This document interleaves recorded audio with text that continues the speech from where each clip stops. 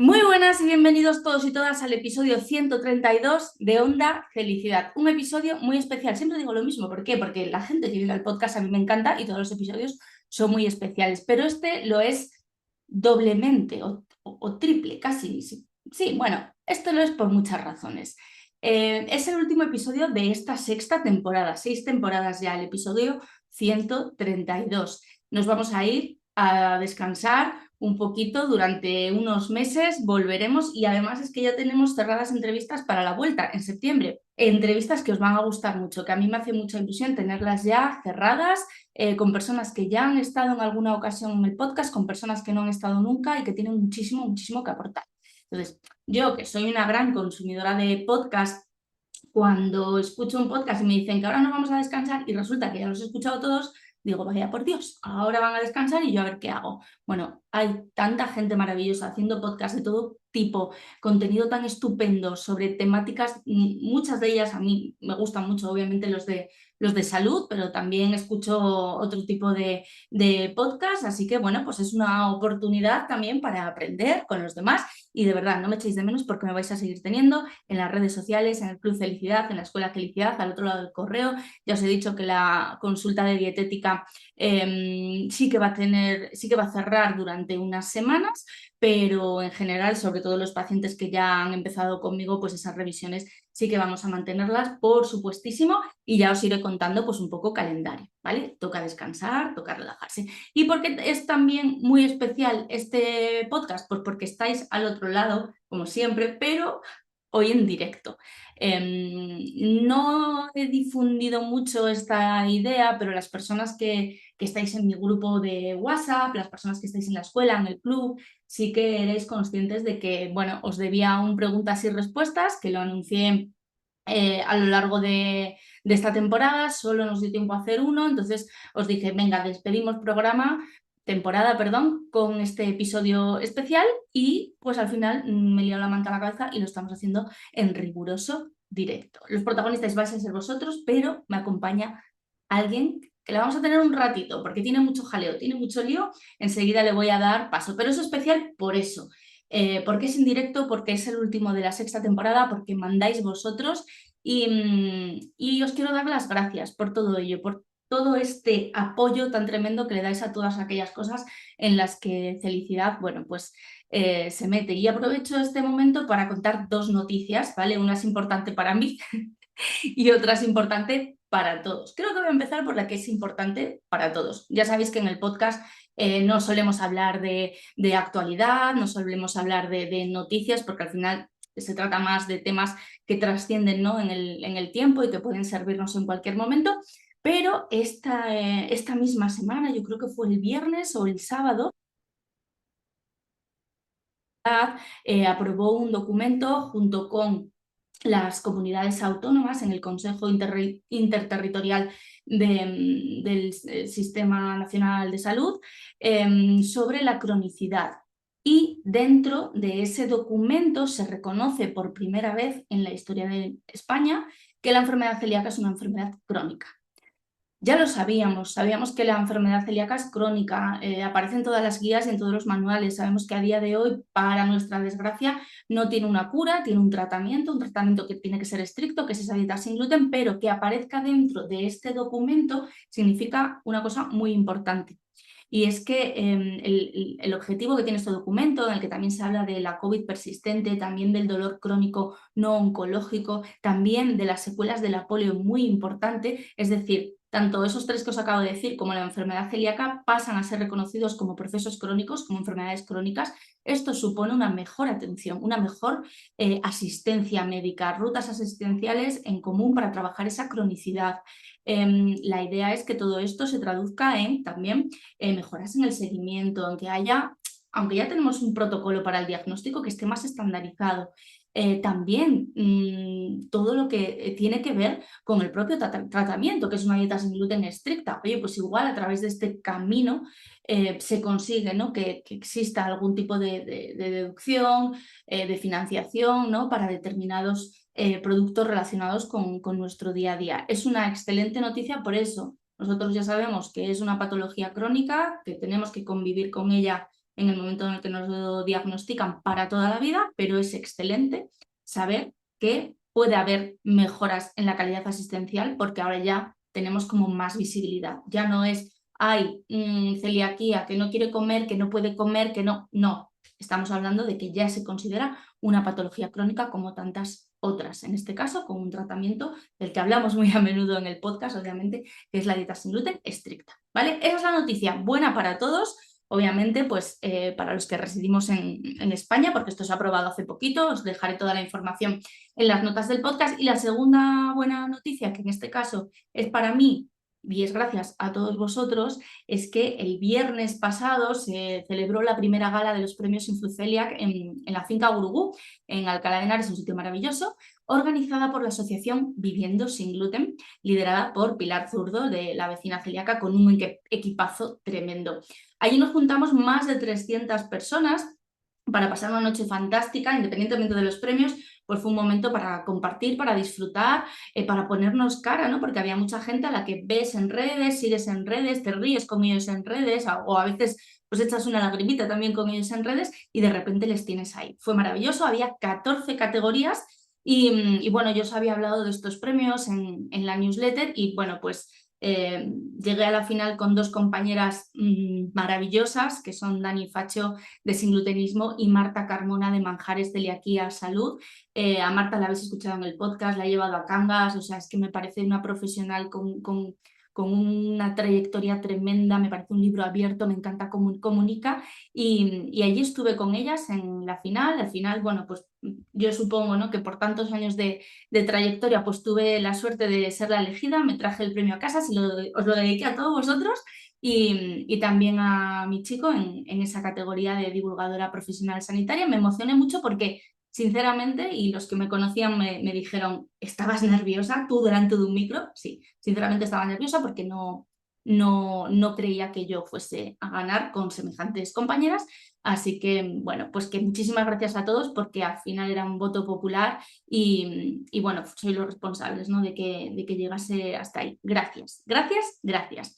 Y ahora arrancamos ya con este episodio. Podéis ir dejando las preguntas, que ya lo estáis haciendo. Yani, desde Montevideo, que nos dice que está aguantando sin dormir, espero no hacerlo en el podcast, esperemos no aburrirte, Yani, esperemos que sea un contenido entretenido y que aguantes. De todas maneras, este podcast se va a subir a todas las plataformas, como siempre, para que lo podáis escuchar sin ningún problema cuando queráis, ¿vale?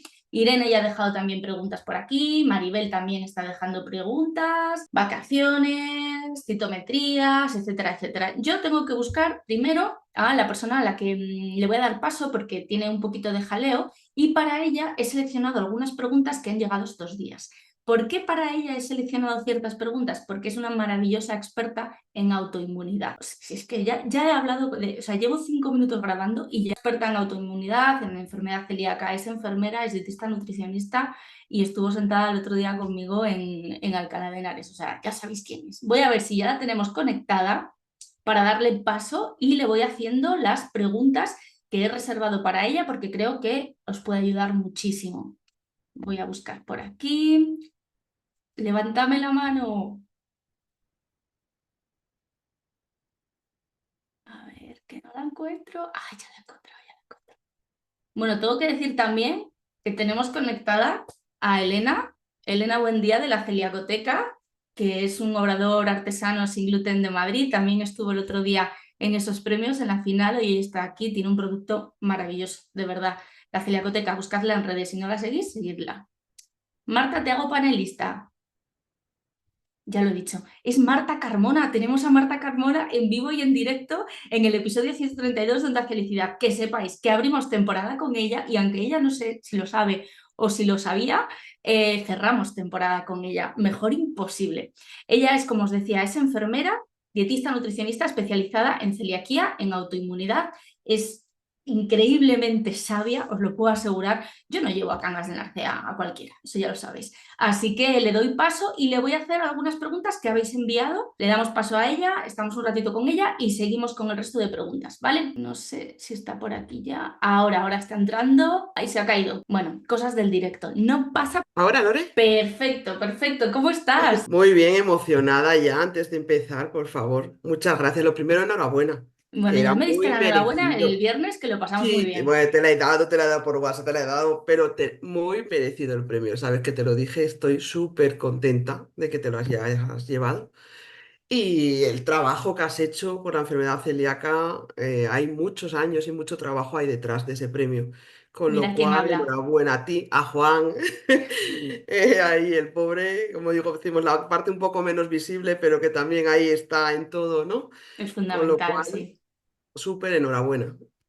Muchísimas gracias, ya te decía que fue un poco alucinante porque yo en el campo de lo que es la dietética llevo un año y poquito Ujú. y he aprendido muchísimo, por ejemplo, de profesionales como tú, en el podcast, en las redes y en todas partes. Entonces, llegar a esa final contigo y con Dani, pues era como alucinante. Y efectivamente, o sea, yo estaba grabando a Susana Rivero mientras leía la presentación de la categoría y dije, voy a dejar de grabar para dar un aplauso, dar un abrazo, porque además teníais que salir muy cerca de donde estaba yo.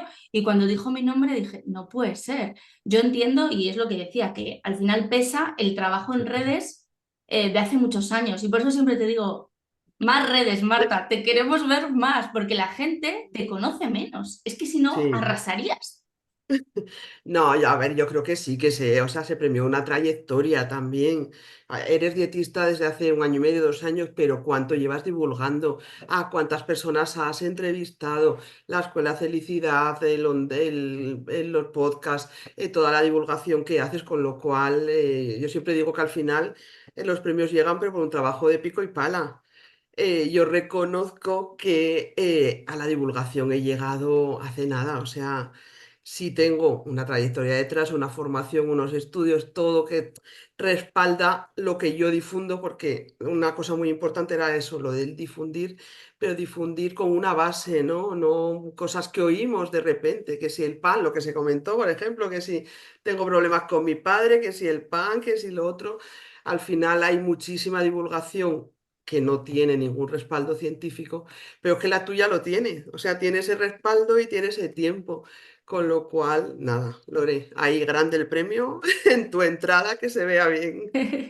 Bueno, muchas gracias, Marta, y muchas gracias también por estar aquí, porque ha sido un poco de última hora. De repente comenté en Instagram que íbamos a hacer esto, porque es que lo había puesto en una newsletter y ya, y luego el día a día te va comiendo y de repente dije, el día 8 de julio voy a estar sola porque no he avisado a nadie, o sea, para que estén aquí conectados oyentes y tal. Y conté una historia en Instagram, me escribe Marta, oye, qué bien, pásame el enlace que quiero verlo. Y digo, espérate. Digo, si vas a estar, te Yo enchufo quería el micro. escuchar. Sabes que siempre que puedo me conecto a lo que haces, aunque te tenga ahí y esté trabajando, haciendo un plan nutricional, lo que sea, pero me gusta escuchar, me gusta el cómo lo cuentas, me gusta a la gente que llevas, mal dicho en este momento, pero me gusta siempre escucharte. Entonces yo pedí el link Sí, y sí, te de dio el link repente, y le cayó una entrevista. Así que exactamente, ayer me así ha sido. puse, tal cual, ayer me puse a organizar un poquito y dije, vale, como no tienes mucho tiempo y aparte que no te queremos robar más tiempo, que ya bastante, hemos tenido ya 2 entrevistas contigo, te he llevado, te he secuestrado un fin de semana a Cangas de Narcea y, como te decía, empezamos temporada contigo y acabamos temporada contigo. Tengo ahí unas Esto ha preguntas. sido sorpresa. Ha sido sorpresa, pero creo que es un cierre muy bonito, que es muy Bueno, chulo. Y mira, además, después de, pues el viernes pasar una noche junta, también muy bonita. sí, sí, Con tu sí. familia, con tus chicos, que son muy dedicados. Exactamente, yo sabes que siempre que puedo, aunque sea corriendo, ahí me tienes porque eso es un trabajo increíble, o sea, el que haces y yo estoy encantadísima, o sea, tú eras mi referencia o sea, yo llegué a la celiaquía escuchándote a ti, leyendo lo que publicabas, en aquel momento más leyendo casi la parte escrita, ¿no? Entonces, claro, o sea, yo, bueno, Cangas todavía no sé si lo he soñado. O sea, yo en Cangas, o sea, realmente fue una Abriendo jornadas, experiencia. además. Sí, sí, claro, es que siempre me dejas ahí una responsabilidad para que me ponga un poquito más nerviosa. Pero porque sales de ello perfectamente, porque Sí, sí, tienes no, unas no, pero tablas. ha sido no sé si lo sueño, si lo tengo de verdad pasado, o sea, y ya claro, bueno, ahora lo de divulgadora igual, yo digo, yo he sido una enfermera a pie de cama, o sea, me pasé el viernes diciendo, si es que yo trabajaba a pie de cama, o sea, si es que esto para mí es muy nuevo. pero Pues bueno, ya sabes. ah, me apunto, siempre que me ves, me lanzas lo de más divulgación. Exacto, exacto. Bueno, Sí, vamos a empezar con las preguntas. Esta llega perfecto. desde Soria, creo que era desde Soria. Y nos dice, bueno, como os decía, Marta es especialista en autoinmunidad, en enfermedad celíaca, es enfermera, pero es también dietista nutricionista, que es a lo que se dedica hoy en día. Y si la necesitáis, de verdad, pedid cita con ella porque es un encanto y yo lo sé, no solo como profesional, sino porque también he tenido pacientes que van para allá y salen encantados de la vida, les ayuda muchísimo. Esta pregunta, la primera, tengo cistitis a menudo. Cistitis, que decimos, bueno, cistitis, pues es a menudo, o sea, es algo habitual, sobre todo en determinados momentos, ¿no? Dice, en verano mucho más, aunque tomo precauciones. Todos sabemos, bueno, pues algunas cositas básicas para intentar evitarlo. He oído, ¿dónde lo habrá oído? Que puede ser que tenga relación con celiaquía, con alimentación. ¿Qué hay de verdad en esto? ¿Qué pasa con las cistitis? ¿Puede haber cistitis autoinmunes? ¿Qué es esto? Cuéntanos. Sí, aunque es una enfermedad poco conocida dentro de las autoinmunes, existe un tipo de cistitis, la cistitis autoinmune, que se produce cuando nuestro sistema inmunológico, porque ha fallado, normalmente si ya tienes celiaquía, ya ha cometido ese primer error y una vez que comete ese primer error es mucho más fácil que vengan errores después, ¿vale? Con lo cual, una vez que ya tenemos la enfermedad celíaca, cualquier enfermedad autoinmune es más frecuente que pueda aparecer en nosotros. Y una de ellas es esta cistitis autoinmune. En ella el sistema inmunológico ataca al interior de la vejiga. Al principio no hay síntomas porque, claro, el daño es, imagínate, una pared que vamos erosionando. Primero quitamos un poco la pintura, luego un poco el yeso, pero claro, luego al final terminan quedando esos ladrillos a la vista, ¿no? Entonces, cuando ya está así dispuesta la vejiga es cuando comienzan los síntomas. Puede haber pasado años en los que se ha ido lesionando esa vejiga, pero hasta que no está tan dañada no presentamos síntomas. Entonces, en el momento en el que aparecen son muy similares a una cistitis por infección. Por ello, nos vamos al médico o normalmente al servicio de urgencias, tanto de primaria como de hospital, decimos los síntomas, dolor suprapúbico, sensación de vejiga demasiado llena, emisión dolorosa, escozor, picor, y dicen una cistitis, nos ponen el antibiótico y el antiinflamatorio, volvemos a casa y mejoramos. Pero ¿qué pasa? Que como realmente no había una causa infecciosa detrás, a los 15 días, 3 semanas, vuelven los síntomas. Los síntomas han mejorado porque ese antibiótico y ese antiinflamatorio realmente han aliviado un poco esa pared dañada, pero la causa está sin tratar, con lo cual vuelven los síntomas. Volvemos a la urgencia y entramos en un círculo de antibiótico, antiinflamatorios. Todo esto altera aún más nuestro sistema inmune, con lo cual cada vez tenemos más susceptibilidad para que esa cistitis autoinmune empeore o que aparezca otra enfermedad autoinmune asociada. Entonces, es muy importante que si somos celíacos y tenemos cistitis de repetición, no ya en verano, como decías tú, por estar expuesto a altas temperaturas, a humedad, a los tejidos sintéticos de bañadores, a dejarnos el bañador un rato mojado, no salir y quitárnoslos, el cloro de las piscinas que también altera muchísimo la composición de la flora y esto puede afectarnos a tener más cistitis. Normalmente en verano también aumentan las relaciones sexuales, tenemos más tiempo, estamos más tranquilos, con lo cual ese también es un factor de riesgo en las cistitis. Entonces, independientemente de todos estos factores de riesgo, si tú tienes cistitis de repetición y eres celíaco, es importante que cuando acudas a tu médico realicen un cultivo antes de ponerte el antibiótico, porque normalmente te ponen el antibiótico y te mandan cultivo a los 10, 15 días. Ese cultivo sale limpio, pero claro, es que tú ya no tenías nada cuando empezaste a tomar ese antibiótico.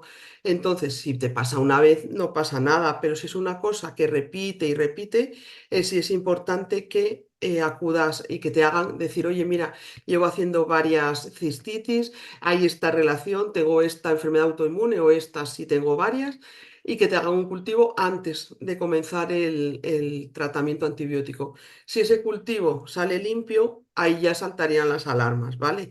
Estás haciendo varias cistitis, pero el cultivo ha salido limpio, con lo cual ya normalmente te mandan a urología, empiezan a hacer los estudios ven realmente si hay o no hay esa cistitis, si hay anticuerpos, si hay esa inflamación. Muchas veces tampoco da anticuerpos, con lo cual es otro problema, ¿vale? Lo de los anticuerpos. Si no tienes anticuerpos, no hay enfermedad autoinmune. Pues también hay cistitis autoinmunes sin esos anticuerpos, con lo cual, súper importante, cistitis de repetición y otra enfermedad autoinmune, hacer un cultivo antes de comenzar. Ujú. Y ¿Y luego, el tratamiento? sí, el tratamiento probado, o sea, con estudios respaldados, a día de hoy ninguno. Al final se van a tratamiento de enfermedades autoinmunes, ya sean inmunosupresores, ya sean tratamiento biológico, es decir, son tratamientos ya muy serios. También a veces meten inmunosupresores a nivel de la vejiga, con tratamientos a través de sondas y tal, hacen tratamientos locales para esa cistitis. Muchas veces el tratamiento lo enfocan simplemente en aliviar síntomas, pero claro, es una enfermedad autoinmune, con lo cual puede tener más consecuencias, ¿no? Y ya sin ese respaldo de estudios, digamos, científicos publicados en PubMed, sí hay una molécula que sí está dando muy buenos resultados, es la demanosa. Cuando tú introduces, o sea, das un antibiótico para tratar una infección, una cistitis, el propio antibiótico mata a las bacterias, ¿vale? Pero las mata dentro de la vejiga. Al matarlas dentro de la vejiga, las bacterias liberan sustancias tóxicas. Estas sustancias tóxicas hacen aumentar la inflamación y la inflamación y la enfermedad autoinmune se llevan fatal. Cuanta más inflamación, más riesgo de cualquier problema autoinmune. Entonces, hay una molécula, la de manosa, que realmente es un azúcar, pero que lo que hace es, si realmente hay infección, si hay una infección por una cistitis, en lugar de matar a las bacterias dentro de la vejiga, las arrastra. Hace una cápsula, digamos, las Qué envuelve bueno. en un polisacárido y las saca de la vejiga, con lo cual se destruyen fuera. No hay la inflamación producida por la muerte de estas bacterias dentro de la vejiga. Y si no es autoinmune, favorece ese azúcar, esa recuperación de ese tejido dañado.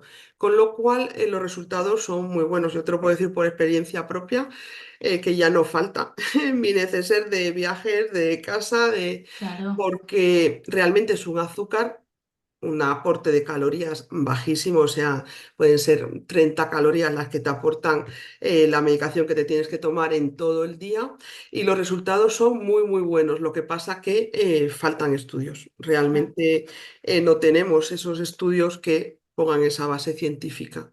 Ujú. Habla también nuestra oyente de alimentación. Entiendo que, bueno, que hay unos pilares básicos cuando hablamos de Mm. autoinmunidad, de inflamación. Bueno, pues hay ciertas cosas que siempre vienen bien y ciertas cosas que no vienen tan bien. Yo aquí siempre recomiendo, habla con Marta, que te paute un plan, sobre todo para arrancar, ¿no? Sí, en alimentación, lo que es relacionado con vejiga, o sea, con cistitis autoinmune, serían las pautas generales de una alimentación antiinflamatoria. Yo ella no sé si se refiere a que hay algunos alimentos que empeoran Ah, los síntomas, ¿vale? Entonces, alimentos muy altos en potasio, como pueden ser cítricos, el chocolate, la bebida con cafeína, el tomate, empeoran los síntomas. ¿Por qué? Porque dentro del organismo aumentan la acidez local. Y claro, un ambiente muy ácido luego a nosotros nos resulta más doloroso, con lo cual aumentan los síntomas. También el tabaco y el alcohol, ¿vale? Y las cocinas, o sea, las comidas muy especiadas. Aumentan los síntomas de cistitis autoinmune. Pero es algo que yo suelo comentar si tengo, cuando tengo alguna paciente con ello.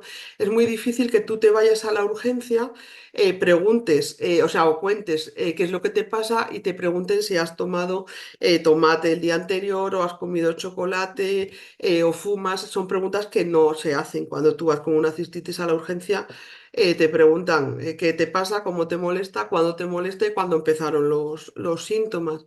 Entonces, sí, también estos alimentos, o sea, si el dolor se produce tras ingerir estos alimentos, es un síntoma de que puede venir por ahí, puede ser una cistitis autoinmune no bacteriana. Nos da ujú. una guía. Luego, en cuanto a alimentación, la alimentación recomendada en todas las autoinmunes. fruta y verdura todos los días, o sea, el plato de Harvard aplicado a la alimentación. Medio plato siempre de fruta y verdura. Ahí un tercio de fruta, dos tercios de verdura. Y ya en el resto meteremos la proteína y el hidrato de carbono. ¿Vale? En España damos muchísima importancia al hidrato de carbono. Es como de si no es medio plato o casi el plato completo de hidrato de carbono no me sirve. Y por ejemplo, una ensalada de arroz no es una base de arroz con tres trozos de pimiento, es una base de verde a la que añado un par de cucharas, dos, tres, dependiendo de cuál sea mi gasto energético de arroz. Entonces, el aprender a cambiar, ¿no? A hacer esta aplicación de la base tienen que ser las verduras. Luego, hidratos de calidad, ¿vale? No irnos a procesados sin gluten, a alimentos muy altos en almidones, que no nos aportan realmente, no nos aportan nada irnos a cereales más interesantes, trigo sarraceno, el mijo, a pseudocereales, la quinoa. Es decir, que realmente no tenemos que basar nuestra alimentación en cereales, por ejemplo, arroz y maíz, que están presentes en todos los procesados sin gluten. Luego que no nos falte la proteína, pero acordándonos también de que la proteína vegetal también es proteína, ¿vale? Las Exacto. legumbres, que las tenemos muy olvidadas. También hay algún problema autoinmune, alguno muy en concreto que hay que limitarlas, pero en general que estén las legumbres presentes en nuestros platos. Mm, Pescado de calidad, pescado azul, por los omegas que nos aporta, semanalmente imprescindible ese aporte de omegas y controlar un poquito más la carne y sobre todo la carne roja, ¿vale? Porque sí es verdad que hay algunas patologías autoinmunes en las que la carne roja está implicada, ¿vale? Entonces, máximo un día a la semana estaría ya lo ideal. Y si podemos cada 15 días, en mm. patología autoinmune, mucho mejor. Carne blanca, mucho menos problema, huevos igual, con mucho menos problema. Grasas, grasas de calidad. Muchas veces estamos a dieta, queremos perder peso y lo primero que quitamos son las grasas, con lo cual necesitamos esa grasa, un buen aceite de oliva, un buen aguacate, que esté presente también en nuestra alimentación. Ujú. Yo creo que todavía tenemos muy en la cabeza, ¿no? La idea de que para estar sano es importante hacer unas dietas bajas en calorías. Y es que Mm, no tiene absolutamente nada que ver. Yo siempre lo digo. Yo voy a fijarme en lo que nos aporta un alimento. Luego ya, hombre, si estamos en un momento que queremos perder peso por la razón que sea, bueno, pues igual tenemos que echar algún cálculo y restringir un poquito de ujú. aquí o de allá, pero las grasas son fundamentales, igual que lo Mm. son los hidratos de carbono. Sí, sí, muy de acuerdo. Además que en consulta, no sé si a ti te pasará, pero yo lo veo con muchísima frecuencia.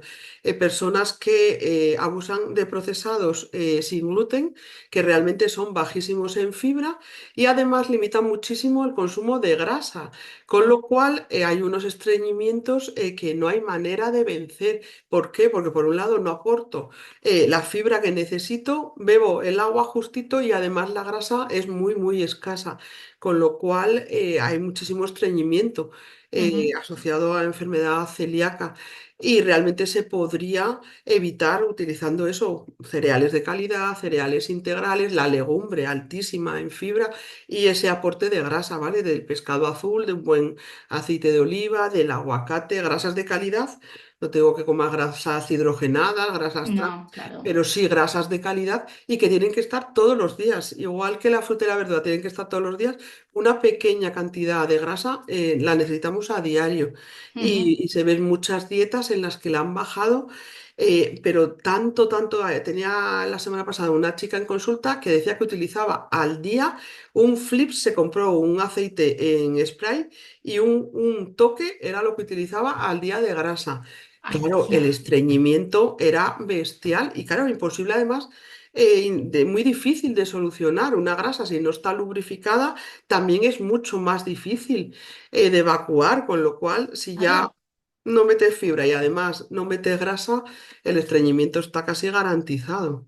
totalmente. Lo que pasa es que sigue dando miedo, pues es que voy a subir de peso. Sí. Lo que nos hace subir de peso es comer sin control alimentos que no son saciantes. porque estás ujú, todo el día picando. Cuando tienes una alimentación equilibrada, con buen aporte, pues eso, de esas verduras que nos van a dar esa fibra, de esas legumbres que son fibra, que son proteína, esa buena proteína de calidad, no estás comiendo a todas horas. Y por supuesto también esos alimentos ricos en grasas saludables que son imprescindibles para la salud, por ejemplo, cardiovascular. ujú. Sí, sí. Pero muchas veces lo hablamos siempre en todos los podcasts, ¿no? Nos falta un poquito desde la base, una educación básica en alimentación bueno, la parte buena es que existe gente Ujú, como tú, que esto lo explica muy bien y nos da esas pautas para que podamos llevarlo a nuestro día a día. Porque parece que aquí hay que estar sumando macros y micros, pero luego es ujú. todo mucho más natural una vez que lo sabes, claro. Sí. Sí, yo creo que una alimentación tiene que ser fluida, no puedes estar metiendo todo el día en una aplicación los gramos de lo que te comes, a qué hora te lo comes, y luego a lo mejor eso, metes los gramos, pero luego no prestas atención a que son alimentos procesados. Entonces, realmente básala en alimentos reales, nosotros que no tengan gluten, o sea, de manera natural no tengan gluten, y realmente vas a tener una alimentación variada, cuanto más variada, mejor, cuanto más color haya en los platos menos Mejor, déficit de todo vamos a tener, porque luego otra cosa es que como limito tanto lo que como, lo peso tanto, lo meto tanto, pues al final me tengo que suplementar con 7 suplementos. No, búscalo en los alimentos. Si una alimentación es variada, equilibrada y no hay una patología que lo claro. justifique, no voy a necesitar 7 suplementos diarios porque no tiene sentido. Lo de la suplementación, para cuando estemos en séptima temporada, que te escribiré, por supuesto, Ya. es un tema tremendo, porque a mí me Sí, viene la gente tomando eso, 4 o 5 y dices, muchísimos. ¿y por qué los estás tomando? No, porque he leído, porque he visto que van bien para tal, para cual, para esto. Se puede Mm, conseguir, muchas veces no se llega, o hay algo de base que impide que se llegue, ¿no? Pero sí que es importante que para todas estas cosas consultemos con un profesional, porque igual estamos tirando el dinero y haciendo cosas que no tienen sentido cuando con ciertos cambios en la alimentación, que siempre va a ser mucho más natural, pues podemos ujú. conseguirlo igual. Sí, que los suplementos no son inocuos. Todo lo que metemos en el cuerpo tiene unas consecuencias. Realmente, vale, no son químicos, no vienen de una farmacéutica, pero son sustancias que metemos en el cuerpo y que pueden reaccionar. Pueden reaccionar entre ellas. Puede hacernos un exceso de un suplemento que no absorbamos otro mineral, por ejemplo, y que sea natural no significa, o sea, el cianuro es natural. Y ya vemos las consecuencias, con lo El cual gluten es el natural. gluten es natural y mira la que nos lía.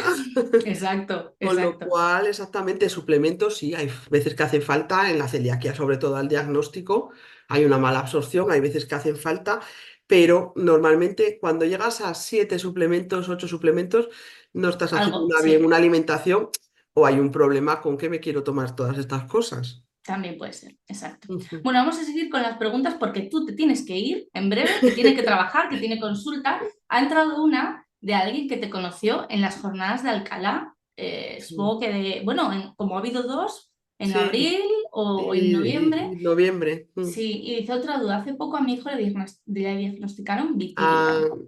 Nos lo dice Maribel. Dice, creo que se lo comenté a Marta cuando tenía sí. sospechas en las jornadas de Alcalá y se ha confirmado. Y sí, insisto con las pruebas de celiaquía. Un abrazo, Marta.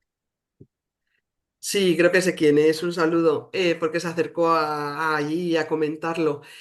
Sí, yo creo que sí. O sea, si tiene un diagnóstico y tiene una sospecha, yo creo que sí que tiene que insistir, que tiene que insistir en que se le realice esas pruebas y al menos que se descarte. Normalmente en los primeros 5 años del diagnóstico de diabetes es cuando más riesgo tenemos de que aparezca esa celiaquía. Y en niños realmente está muy asociado, más que en adultos, ¿vale?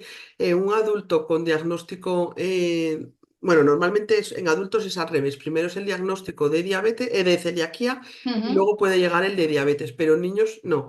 Llega primero la diabetes insulino dependiente y luego en esos 5 primeros años hay un porcentaje elevado de que puedan debutar con una celiaquía. Con lo cual, si tiene la mínima sospecha, de todas maneras, ya en el protocolo deberían de hacerle un Claro. despistaje, Mm. ¿vale? Pero si tienen la mínima sospecha, que insista, aunque el niño tenga anticuerpos negativos.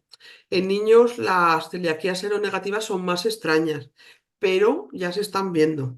Es Ujú. verdad que son mucho menos frecuentes que en adultos, pero ante la mínima sospecha, yo insistiría y insistiría. También además se suma el vitíligo, que es otra enfermedad Claro, claro, claro. asociada con, es verdad Sí, que sí, igual sí. no es una dermatitis herpetiforme, ¿no? Que sabemos Mm, que ahí la asociación sí, es directa. clarísima, pero sí que es importante. Mira, Mm. Yanni, desde Montevideo, dice, en general nos favorece una dieta antiinflamatoria, se está haciendo hincapié en alimentación baja en carbohidratos, alta en proteínas. Esto confunde un poco, conocemos mucho de dieta equilibrada y poco de dieta antiinflamatoria. Sí, nos favorece en general en todas las autoinmunes, favorece una alimentación antiinflamatoria. ¿Vale? Una alimentación antiinflamatoria es baja en carbohidratos de alto índice glucémico, ¿vale? No es baja en carbohidratos en general. Yo sí me puedo tomar un cereal integral, me puedo tomar un tubérculo, que los utilizamos muy poco, ¿vale? Sobre todo esta chica en niños puede hacerle postres directamente desde tubérculos, un brownie de remolacha, unos donuts de boniato. Realmente añades una cantidad mínima. O sea, yo tengo recetas con 30 gramos de almidón y a lo mejor te salen 10, 12 donuts. Entonces, pero usas el boniato que ya es de por Claro. sí un hidrato de carbono. La alimentación antiinflamatoria, eso es baja en hidratos de carbono de alto índice glucémico, pero no es baja en legumbres, no es baja en tubérculos, no es baja en cereales integrales, que muchas veces también decimos alimentación antiinflamatoria, tengo que quitar todos los cereales. Y no, no es así, ¿vale? O tengo que quitar las legumbres porque me han dicho que inflaman. Igual, tampoco es así. Las legumbres las tenemos que quitar en algunos momentos y en algunas patologías si hay problemas digestivos. Y es verdad que, por ejemplo, si aplicamos el protocolo AIP, porque de repente he debutado con 3, 4 enfermedades autoinmunes en 2 años. Vale, pues sí, puedo necesitar resetear mi Ujú. sistema inmune, hacer unos meses muy estrictos, pero unos meses, ¿vale? Nunca nos quedemos en esa restricción, porque no nos va a aportar nada y al contrario, Claro, nos va no. a poder dar deficiencias.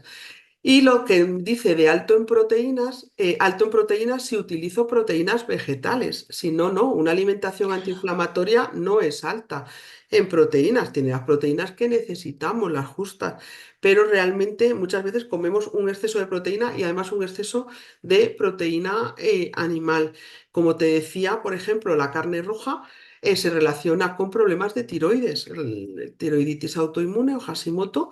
Se ha visto que el organismo, por una cosa que se llama mimetismo molecular, confunde la carne roja con nuestro tiroides y actúa atacando al tiroides, con lo cual no una alimentación alta en proteínas, sino con las proteínas justas y todo lo que podamos meter de proteína vegetal, ideal.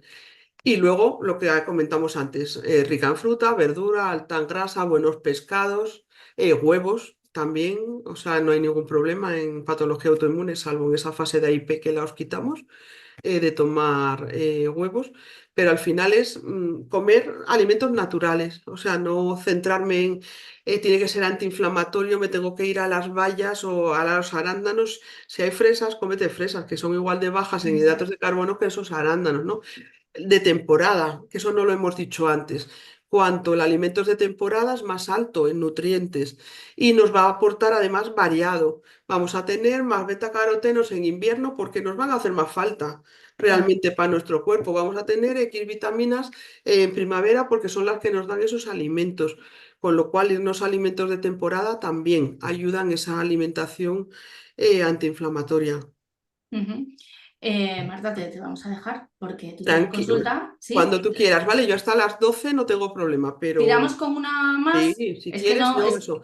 Con que a las -5 me desconecte me da y apuro. si no, igual tengo me- por ahí a la paciente diciendo, mira dónde está la chica, que exacto, que también no te me... sigue la paciente que tengo a continuación. Bueno, pues vamos con una más. A ver, venga. Tengo osteoporosis, celiaquía, Hashimoto y probablemente Sjögren o Vale. Segren. O sea, Sé que un todo eso poco. es autoinmune, es un cuadro, es un cuadro. Sí. Pero a veces los nutricionistas me recomiendan unas cosas para tratar una enfermedad y resulta que Mm. otras no son tan buenas para tratar otra. De manera general, bueno, mira, pues esta que estoy diciendo ya la hemos tocado. Esta igual no nos sirve porque dice que cómo debe ser la alimentación de una persona que tiene estos problemas. Es que al final esto vamos a la base de Sí, que se van relacionando. claro, y que estas cosas necesitan que alguien, que un profesional se Mm, siente, pregunte, sí, explique, no es una cosita de un ratito, ¿no? Porque aquí hay claro, muchas cosas que tocar. Una sí, osteoporosis necesita unos nutrientes, un Hashimoto claro. necesita unos cuidados. Sí, Bueno, hombre, en un- general comparten muchos, ¿vale? Vale, una osteoporosis puede necesitar más cantidad de vitamina D, un aporte de calcio, pero que con un Hashimoto no nos venga de leche de vaca, por ejemplo, ¿no? Con claro, lo cual ya se relacionan unas cosas con otras. Pero en general las cuatro que mencionas, una alimentación antiinflamatoria que hemos comentado va perfectamente. ¿Controlaría el qué? Controlaría las solanáceas, ¿vale? Patata, berenjena, tomate, pimiento. ¿Por qué? Porque sí activan mi sistema inmune ya tiene cuatro, creo que has dicho, enfermedades sí. autoinmunes, ¿vale? Tres y camino de la Sí, cuarta. pues eso, entonces podría controlar eso, podría controlar esas solanáceas, que controlar no es eliminar, ¿vale? La cuestión es que no me coma 3 solanáceas todos los días, ¿vale? Pero no va a pasar nada porque un día me coma una patata, si además la he enfriado y tengo almidón resistente, muchísimo mejor para mi microbiota, con lo cual no eliminarla, sino controlar la cantidad. Lo que hemos contado del aporte de carne justo en tiroides, ¿vale? Que se lo tenga muy en cuenta, que lo acabamos Sí, importante. de contar. Y también las frutas, un máximo de 3 frutas al día y si puede ser que sean de bajo índice glucémico, ¿vale? Que me quiero comer un plátano que es de a carga y índice muy altos, pero me como uno al día, ¿vale? No me como tres, que las 3 frutas no sean de alto índice glucémico. ¿Por qué? Porque estos picos de azúcar en las enfermedades autoinmunes aumentan los síntomas y aumentan el mal funcionamiento de nuestro sistema inmune. Con ello es fácil que puedan eso, por ejemplo, ese Sjögren que está ahí en dudas, terminar apareciendo eh, y no nos interesa para nada, ¿vale? Y con las que ha dicho también, pues las bociógenas, ¿vale? Que eso no lo hemos comentado antes. Sí. Hay plantas que se han establecido como bociógenas, el brócoli, la coliflor, el repollo, los rabanitos, pero que realmente los últimos estudios, y esto por ejemplo el doctor Puerma, que tienes una Ujú. entrevista también con él, lo habla muchísimo, no tenemos tampoco que eliminarlas. En una alimentación sana, aunque tengamos problemas de tiroides, lo que tenemos que hacer, por ejemplo, es no tomarnos el agua en el que hemos cocido esas verduras, ¿vale? En esa parte sí que hay más bociógenos, Claro, pero no eliminarlas, o sea, no eliminarlas, sino yo me las puedo comer, pero vale, hago una coliflor en el agua y retiro el agua. ¿Que quiero hacer una crema? Le pego un primer hervor a esa coliflor o a ese brócoli, quito ujú, ese agua y luego ya lo cocino con total normalidad. Vuelvo a añadir agua, me puedo comer el agua de esa crema, como quiera, ¿vale? Pero realmente lo que no debería de consumir en exceso es ese agua de cocción. Y también en estas 4 enfermedades, muy importante, en el pescado azul, que siempre recomendamos, pero irnos a pescados azules pequeños. pequeñitos. ¿Vale? Para evitar esos metales pesados. En el tiroides se ha visto que se acumulan muchísimo, tanto en microplásticos, que se han biopsiado tiroides autoinmunes que luego no eran autoinmunes. Si ves la imagen es alucinante, se nota que me encanta todo esto, lo vivo. Estaban llenos de trocitos de plástico, o sea, son biopsias que llama muchísimo la atención el verlas. Y al final no era una tiroiditis autoinmune, estaba producida, o sea, sí era una tiroiditis, pero producida por esa cantidad de plástico que tenía ese tiroide. Qué fuerte. Pues con los metales pesados pasa lo mismo, ¿vale? Es más fácil alojarlos en el tiroides y más si ya tenemos un tiroides inflamado. Entonces, todo lo que hemos contado antes, que controle las bociógenas, pescados azules de pequeña cantidad, las frutas, no irnos a las de más alto índice glucémico o controlar la cantidad. Si quiero comerlas, las como, pero controlo la cantidad. Y el resto de alimentación es que si me ponen una alimentación solo para el tiroides, malo. Si me la ponen solo para el Sjögren, malo. Porque realmente soy una persona. O sea, yo siempre digo que Claro. somos uno.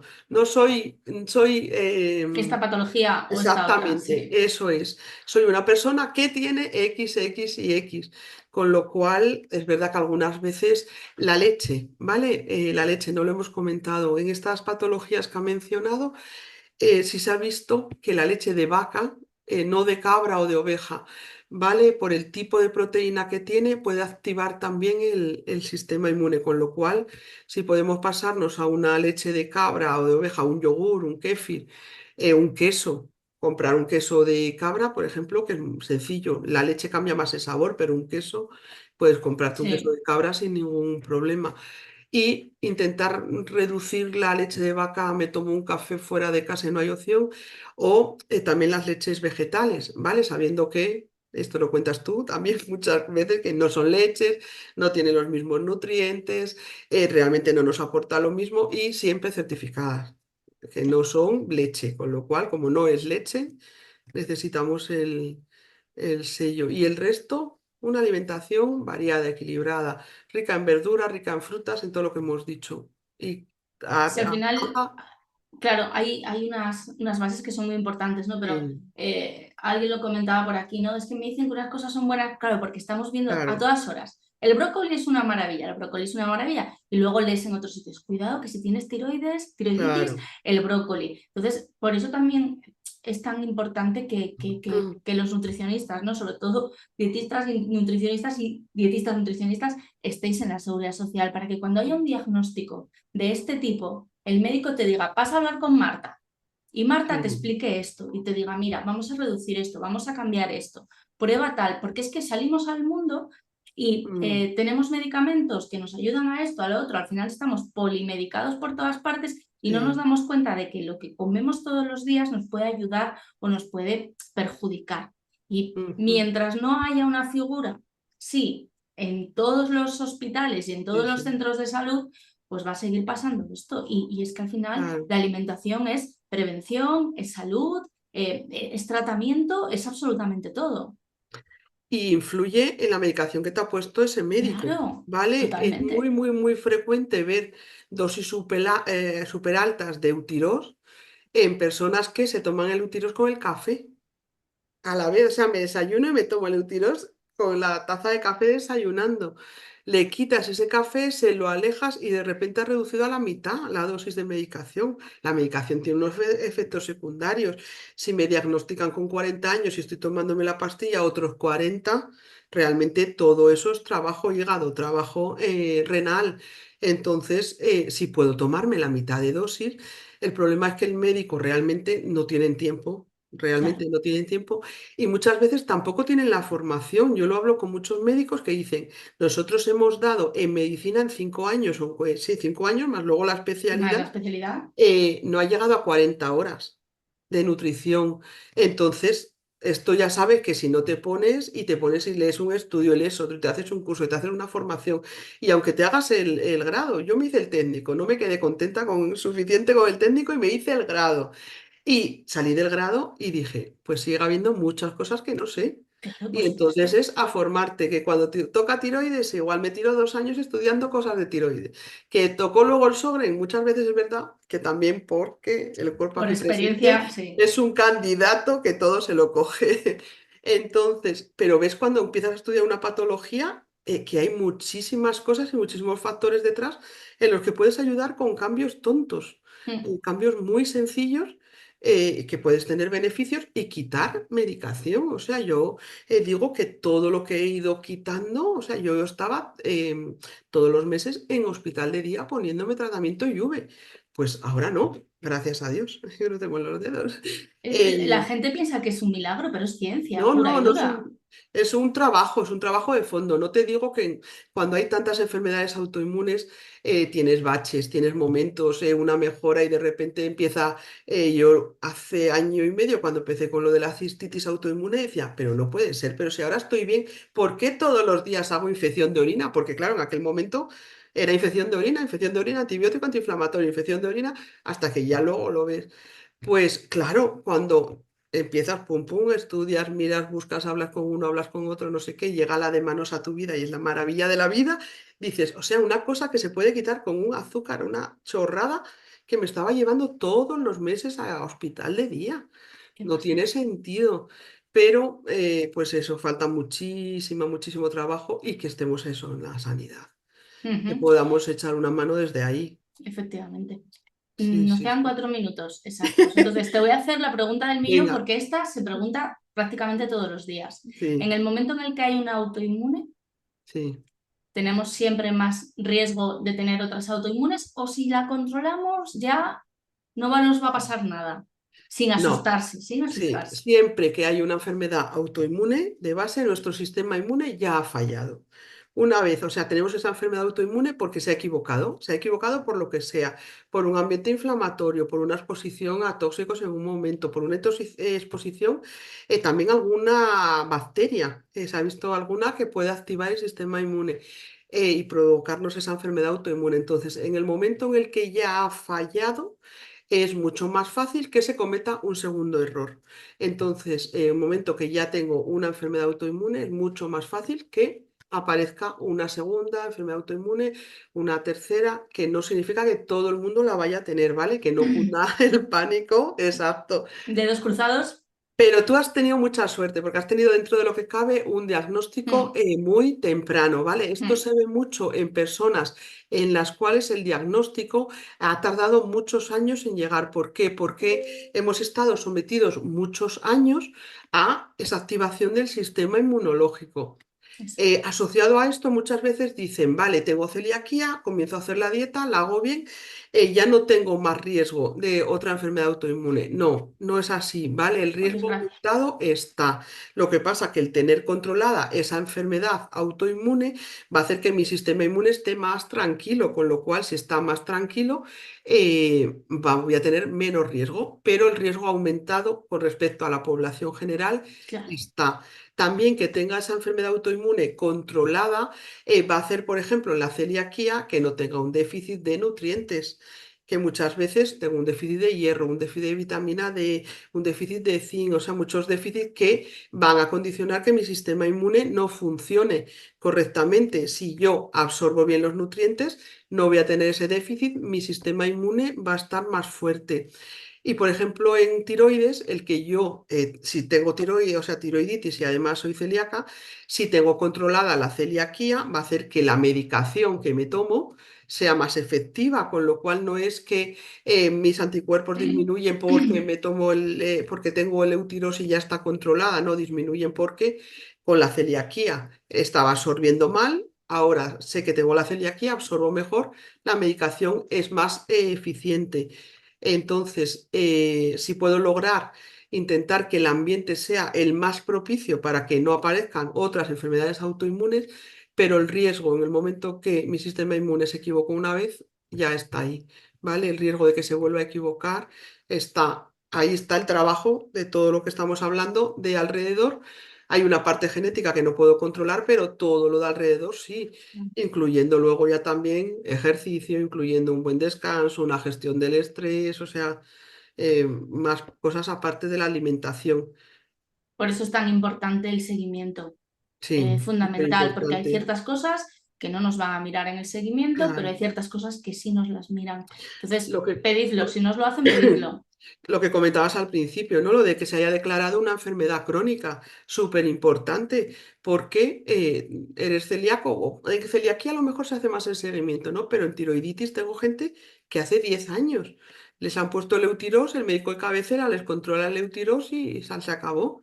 Es una enfermedad, o sea, autoinmune, con lo cual, mírame el Eutirox y mírame, vale, mírame la TSH, ya cruzamos los dedos que también me pida T3 y T4, que ya sería una maravilla, y ya si me Sí, pedía T3 reversa, le doy un beso al médico.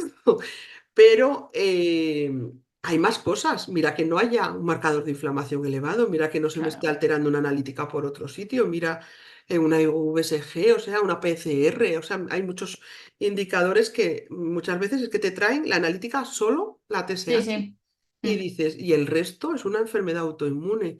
Entonces yo creo que también ayuda el que se considere eso, muy una importante. enfermedad crónica y hay un seguimiento Es una del excelente noticia. A mí médico. hay gente que me ha escrito en plan, pero si esto ya lo sabíamos y yo, "Esto cambia. En el momento en el que el Sí. ministerio lo reconoce, que yo sinceramente pensaba que esto ya estaba. No, Pensaba que esto ya estaba de alguna manera, no sé si dentro de un documento específico para abordar la cronicidad o qué, pero bueno, excelente noticia y ojalá sí, haya cambios en el diagnóstico, en el tratamiento, en el seguimiento. Al final se han metido ahí 4 nuevas entidades, Mm, ¿no? Que es ese dolor crónico no oncológico, esas consecuencias de la polio y también la COVID persistente, la COVID. que se trataban un poco, pues dependía del médico, te podía ir muy bien, Sí. como con la celiaquía, o Mm, a su casa, que está usted estresado. tal cual, dependía mucho del profesional con el que te tocara. O sea, yo, por ejemplo, a mí me hacían mi seguimiento, pero mi hijo en el momento que pasó de niño a adulto, o sea, de Hasta infantil, luego.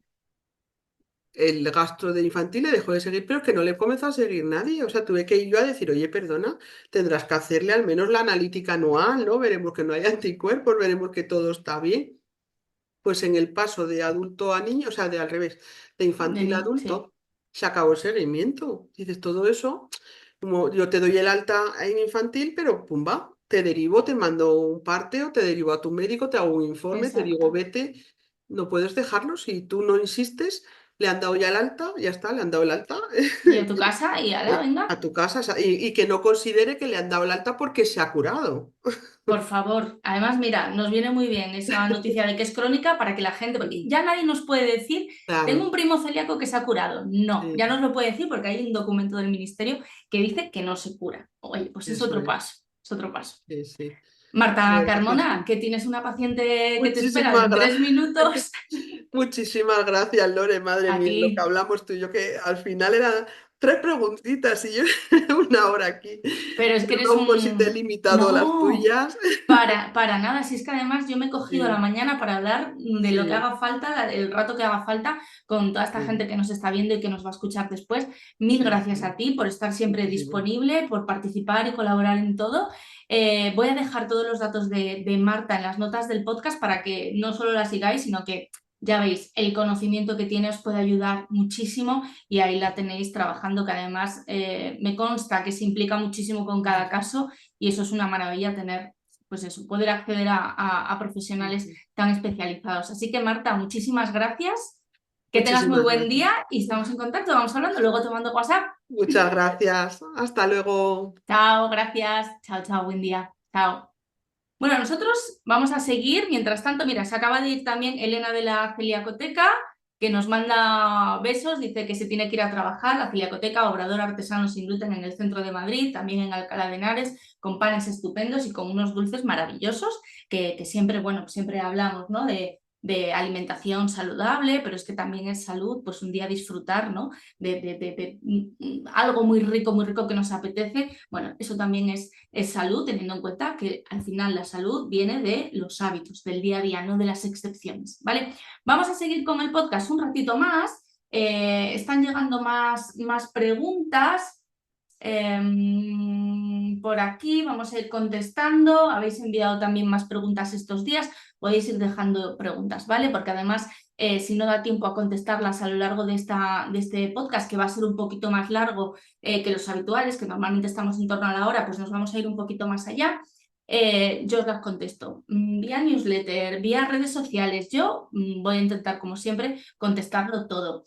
Me había hecho también bueno, me había hecho, no, miento porque lo tenía hecho previamente de cuando estuve en la Mediterranean Gluten Free Forum, que me pidieron una charla y tuve que recopilar para esa charla en Barcelona, que por cierto fue un evento maravilloso que organizó la Asociación de Celíacos allí de Cataluña, las preguntas que más me hacíais en redes sociales. De hecho, en redes sociales estoy publicando una serie de vídeos explicándolas. Hay algunas que son muy interesantes porque no exagero si os digo que se repiten todos los días. Todos los días llega alguien, bien sea a consulta, bien sea a la newsletter, a través de un correo o a través del club, a preguntar por este tema.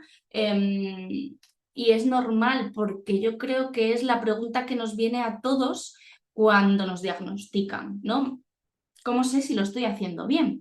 Porque llega el diagnóstico y precisamente por lo que estábamos hablando con Marta, nos dicen que tenemos enfermedad celíaca, nos explican algunas cositas, nos dan unas pinceladas y no hay una figura a día de hoy en la seguridad social que te explique cómo hacer una dieta de forma correcta, cómo identificar los alimentos que no contienen gluten y cómo diferenciarlos de aquellos que pueden ser un riesgo para nuestra salud, cómo evitar el contacto cruzado. Entonces, Bueno, es la pregunta que ya os digo que más leo, que más me hacéis y la quiero resolver porque sé que os interesa. Y luego ya continuamos. Aquí hay otra de Rocío, muy interesante también, sobre retirar el gluten antes de la dieta, o sea, perdón, retirar el gluten antes del diagnóstico. Bueno, ¿cómo sé si estoy haciendo bien la dieta sin gluten?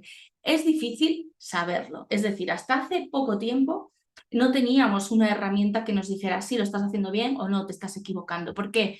Porque la manera que se tenía, ¿no? Y que se tiene de estudiar la evolución de un paciente, por eso el seguimiento es tan sumamente importante, es fundamental y es imprescindible en cualquier etapa de la vida, tiene que ser además indefinido, porque como es una enfermedad crónica, es importante que nos hagan ese seguimiento durante toda la vida. Entonces, ¿qué sabemos? Sabemos que un paciente diagnosticado de celiaquía que tiene X sintomatología, porque la sintomatología es muy variada, es muy inespecífica, es difusa, al poco tiempo de comenzar a retirar el gluten de la dieta y a llevar una alimentación sin gluten, empieza a mejorar a nivel de síntomas. Pero hay otros marcadores que muestran que la enfermedad está activa, que se utilizan también para el diagnóstico, que van a tardar más tiempo, como son los anticuerpos en sangre.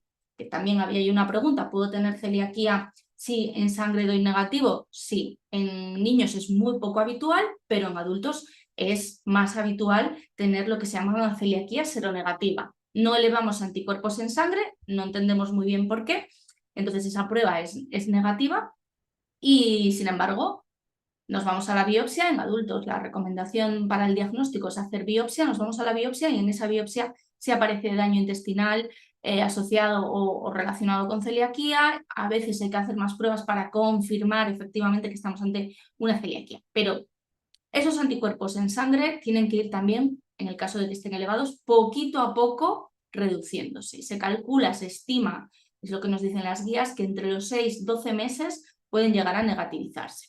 No es este un timing el que os estoy dando que sea estricto y que se cumpla en el 100% de los casos, pero sí que es una idea importante a tener en cuenta para saber que lo estamos haciendo bien. ¿Lo estamos haciendo perfecto? No lo sabemos, pero vamos por el buen camino. Lo que caracteriza la enfermedad celíaca, que explicaba Marta, ¿no? El tema de la autoinmunidad, sistema inmunológico, sistema inmunológico confundido de alguna manera, pues es precisamente eso. Nuestro sistema inmunológico, cuando llega al gluten, considera que tiene que defenderse de esa proteína y bueno, pues produce un mecanismo para defenderse que eleva anticuerpos en muchos casos, por eso van a ver si hay anticuerpos frente al gluten, y también produce un daño en el intestino. El daño intestinal es lo que caracteriza, junto a esa respuesta inmunológica, a la celiaquía. Entonces, a la hora del diagnóstico en adultos siempre nos deben hacer esa biopsia intestinal que va a mostrar una determinada lesión intestinal que puede ir desde más leve, con un +1, hasta más severa, con una atrofia vellositaria parcial o total o subtotal, ¿vale? Muy importante que nos vean la evolución, es decir, los protocolos actuales recomiendan revisar esa biopsia intestinal pasado un tiempo, pero se hacen muy poquitos hospitales. Cuando pasan algo más de 2 años, sobre todo en adultos que han recibido el diagnóstico después de los 30 años, se repite biopsia intestinal para ver cómo está esa lesión, para ver si esa lesión ha mejorado o si esa lesión se mantiene igual que el primer día, ¿vale? Pueden surgir aquí muchos escenarios, pero lo correcto, o sea, lo ideal es que todo vaya mejorando. Y además que mejora también poquito a poco la absorción de nutrientes. Cuando el intestino está dañado no hay una correcta absorción de nutrientes, muy habitual pues tener una anemia ferropénica, pero también hay muchas otras cosas, desde una vitamina D a una B, bueno, la D es verdad bueno, que estamos todos ahí un poquito más abajo con ella, pero una B12, un calcio, un ácido fólico, bueno, a medida que la dieta sin gluten la mantenemos en el tiempo, la hacemos de forma correcta, el intestino poco a poco se va recuperando, se va regenerando y absorbemos mejor los nutrientes. Por eso en el seguimiento nos tienen que hacer un análisis del estado nutricional, comprobar que todo más o menos va bien, que no surgen complicaciones. En el caso de los niños, normalmente se estancan en cuanto al peso y a la altura. Pues también comprobar que esto está evolucionando correctamente, ¿vale? Y luego tenemos además algo que sí que nos ayuda de forma objetiva y que tenemos desde hace poquito tiempo, que son los test de detección de gluten en heces y orina, que os he hablado de ellos en el club, en la escuela, en el grupo de WhatsApp, en todas partes. A mí me parece una herramienta brutal, sobre todo al inicio del diagnóstico. Es una herramienta tan brutal que forma parte de un nuevo protocolo para el seguimiento que se publicó creo que en mayo de 2024, primavera de 2024, ¿vale? No está implantado para nada. Hay muchos médicos que el otro día yo me enfadaba, y es que me enfado y me enfadaré siempre con estas respuestas. Una paciente a la que le viene bien en estos momentos comprobar ciertas cosas, y le dije, pregúntale a tu médico si tiene disponibilidad bueno, de hacerte el seguimiento con los GIP, se llaman GIP, ¿vale? Péptidos inmunogénicos del gluten, por sus siglas en inglés. Y el médico le contestó, no sé lo que son y si alguien te lo recomienda, no le hagas caso. Me enfadan mucho estos mensajes. Y además es que sabéis el respeto que tengo hacia la profesión. La inmensa mayoría de mis invitados son profesionales de la medicina, a los que admiro, respeto y siempre defiendo, ¿no? Pero no me vale esa respuesta. No sé lo que es, y como yo no sé lo que es, la persona que te lo recomendó está equivocada. No, dile, pues mira, no sé lo que es, te lo voy a mirar porque igual te vienen bien. Igual es una patraña, igual efectivamente no hay evidencia científica detrás y no te sirven, pero efectivamente sí que sirven. O sea, son más de 10 años de estudios con los GIP, con los péptidos inmunogénicos del gluten. Están dentro del protocolo del Ministerio de Sanidad de 2018 y tienen un protocolo en el que son los protagonistas, publicado por la Sociedad Española de Enfermedad Celíaca en el 2024. Así que, bueno, pues me dio mucho coraje. Obviamente no sé quién es, ni tengo mucho interés, pero me gustaría que quedara claro ese mensaje. Los profesionales de la salud, cuando desconocen algo, tienen que derivar o tienen que averiguarlo. Lo que no pueden decir es, no vale porque yo no me lo sé. Bueno, primero asegúrate de que efectivamente no funciona y recomiéndalo mejor a tu paciente. A mí esas cosas me estresan, y yo siempre que tengo un paciente al que no puedo ayudar porque me viene con un cuadro complicado, le digo, te voy a derivar a alguien que sé que te puede ayudar directamente. De hecho, yo pregunto, la mayoría de las veces cuando alguien me pregunta a mí por ¿me puedes atender en consulta? Le digo, cuéntame tu caso y te digo si te puedo ayudar o si te derivo a Marta o a quien sea, ¿vale? Entonces, bueno, esos chips, que me voy del tema, esos chips son muy importantes y nos van a decir si hay transgresiones dietéticas de forma puntual. Es decir, me hago un test al mes y ya me dicen si todo el mes he consumido o no he consumido gluten. No, no funcionan así. Los test de orina te dicen si ha habido transgresión, si ha habido gluten en las 24 horas más o menos anteriores a ese test, y los de heces van unos días más.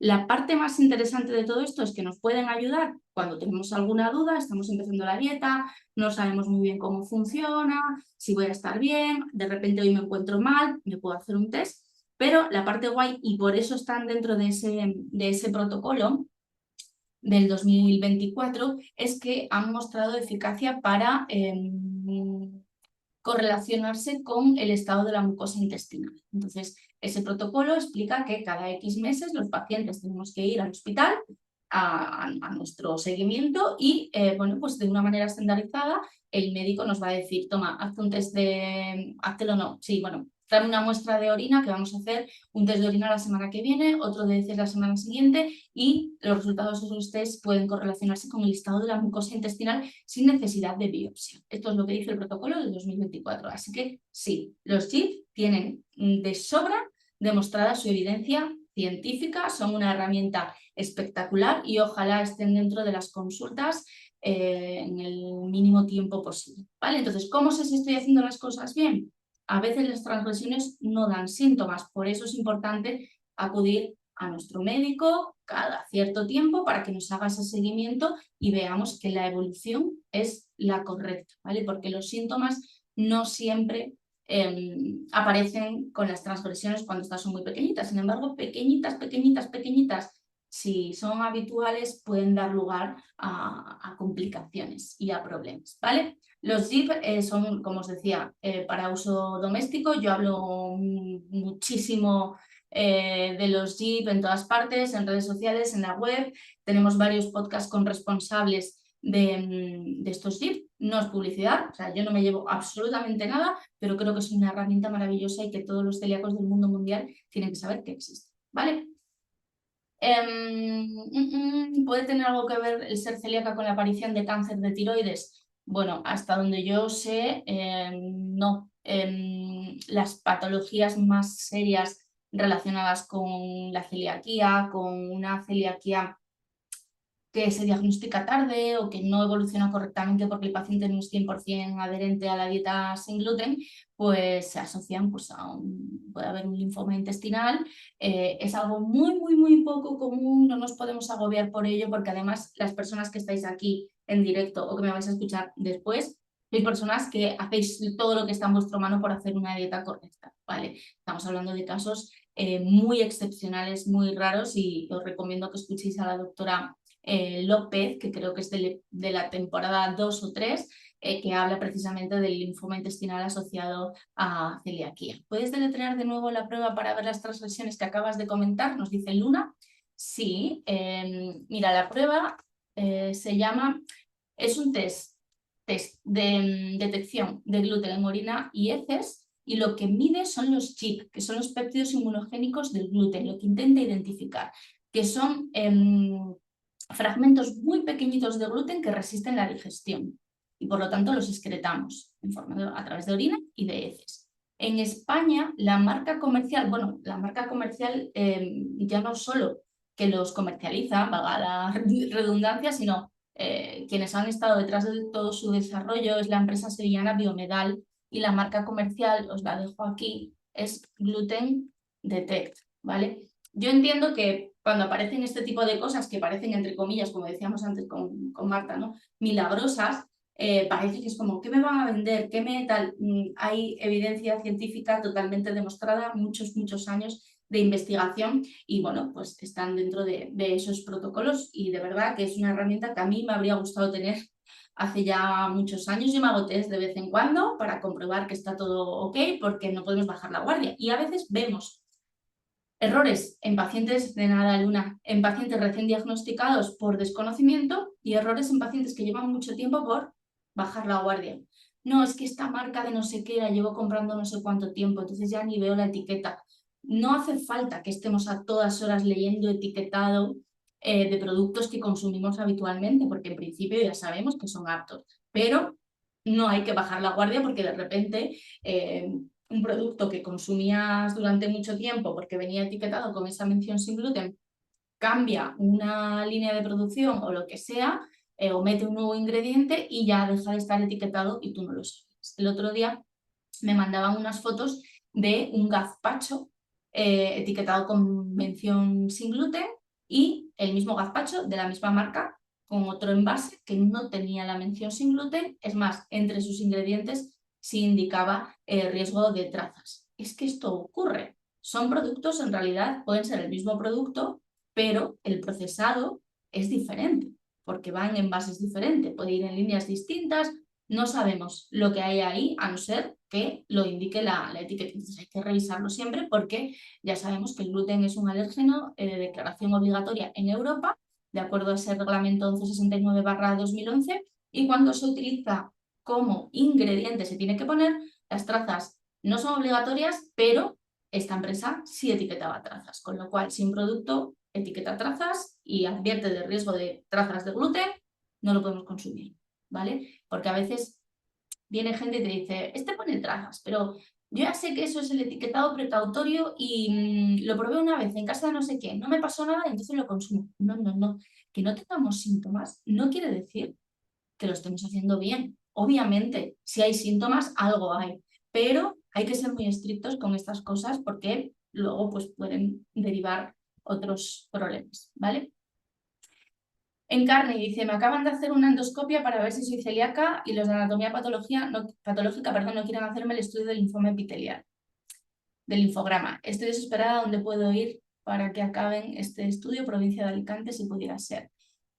A ver, aquí hay varias cosas. El linfograma intraepitelial por citometría de flujo, que de hecho el episodio 131 de Onda Felicidad se lo dedicamos a esa prueba maravillosa y a esa publicación que hizo el doctor Albert Martín sobre la aplicación que tiene para identificar personas con celiaquía o con sensibilidad al gluten trigonocelíaca que ya no consumen gluten. Es una prueba complementaria, es decir, no es una prueba que se utilice de manera habitual para el diagnóstico, porque normalmente se llega al diagnóstico antes.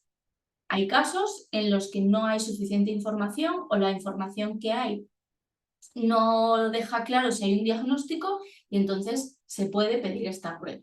Esta prueba, por desgracia, no la encontramos disponible en todos los hospitales. ¿Te lleva la doctora Sánchez Claros?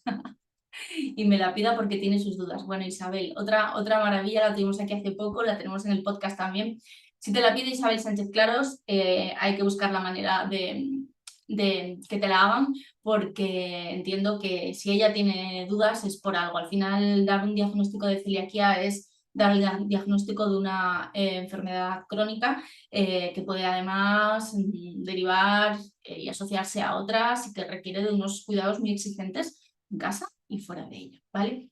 Lo que os decía del linfograma intraepitelial es una prueba complementaria. En caso dudoso, lo ideal sería que estuviese disponible en todos los hospitales y, venga, vamos a ver ese linfograma. Lo que hace el linfograma es que estudia unas subpoblaciones de linfocitos intestinales que, bueno, pues en principio tenemos las personas con celiaquía y no tiene pues la población sana y que están aumentados también en personas con sensibilidad, pero a otros niveles muy diferentes, alcanzando cifras muy diferentes. Lo explica muchísimo mejor que yo, y os lo digo, el doctor Albert Martín. Os dejaré también enlazado el podcast a su entrevista.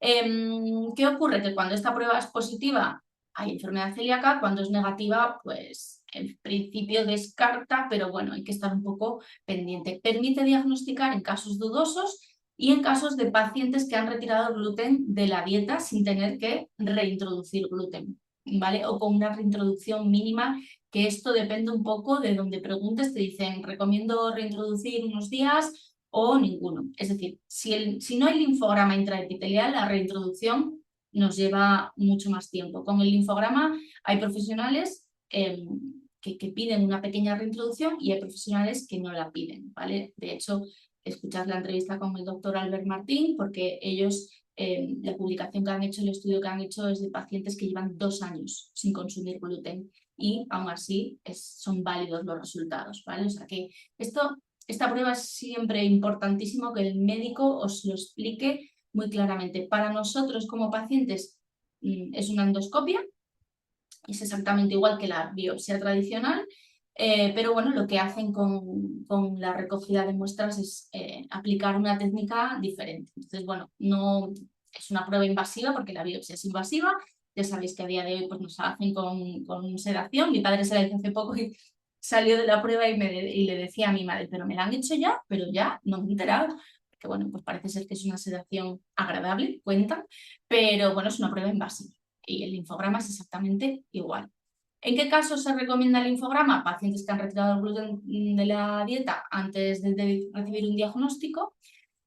Pacientes que no tienen un diagnóstico claro. ¿Por qué? Pues porque quizás tienen unos anticuerpos negativos y una lesión intestinal leve que puede ser compatible con celiaquía, pero como no está reforzada por los anticuerpos, pues hay más dudas y puede ser pues quizás, no sé, un Helicobacter pylori o determinados fármacos que he utilizado últimamente y han conseguido crear ese más uno, ¿no? Entonces, bueno, es una prueba muy interesante. En Carmi, escríbeme para ver si encontramos a alguien en la provincia de Alicante, algún hospital que está haciendo esta prueba. A mí así, a bote pronto, no me viene nadie. Sí que conozco más centros en Madrid y en Barcelona.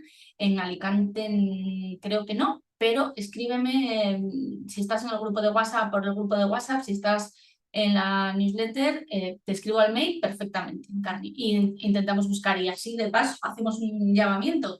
Si alguien conoce un hospital, un centro en Alicante, donde se haga este linfograma, donde puedan valorar hacer este linfograma, que nos lo deje en comentarios o que escriba a algún sitio, ¿vale? Muy importante. Seguimos con más preguntas. ¿Has visto en Murcia? Sí, en Murcia sí, creo que en el Morales Meseguer, creo.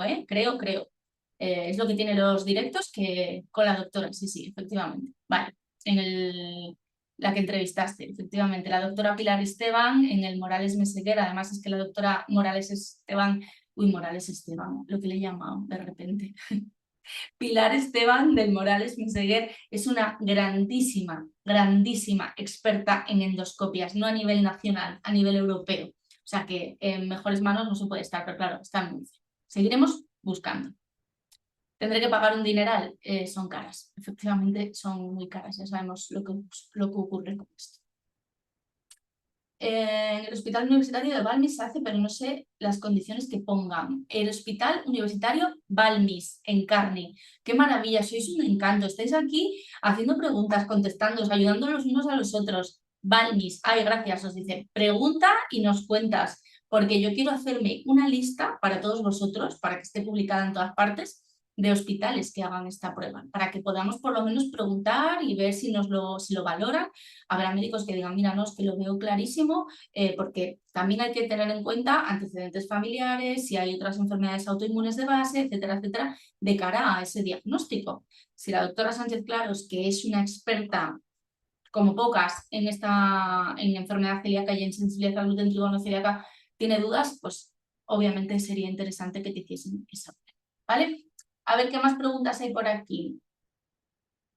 A ver, el cáncer de tiroides, hay enfermedad autoinmune en el hígado, ¿cómo se trata? Bueno, pues lo que explicábamos antes, lo que contábamos antes es que, bueno, pues cada patología tiene un tratamiento. En este caso, enfermedad autoinmune en el hígado, pues hay que ver qué enfermedad es exactamente, seguramente que hay un tratamiento, y más allá de eso, pues todo lo que hablaba Marta sobre enfermedad. Uy, ¿cómo estamos hoy? Hoy que estamos en directo, no hago más que meter la pata. Bueno, sobre alimentación antiinflamatoria, ¿vale? Esas claves que daba para, bueno, pues tratar de que el sistema inmunológico esté lo más tranquilo posible, y no solo eso, sino mantener controlada la inflamación. Esas frutas, esas verduras, esas grasas ricas en omega 3, esos alimentos ricos en omega 3 que también nos van a ayudar.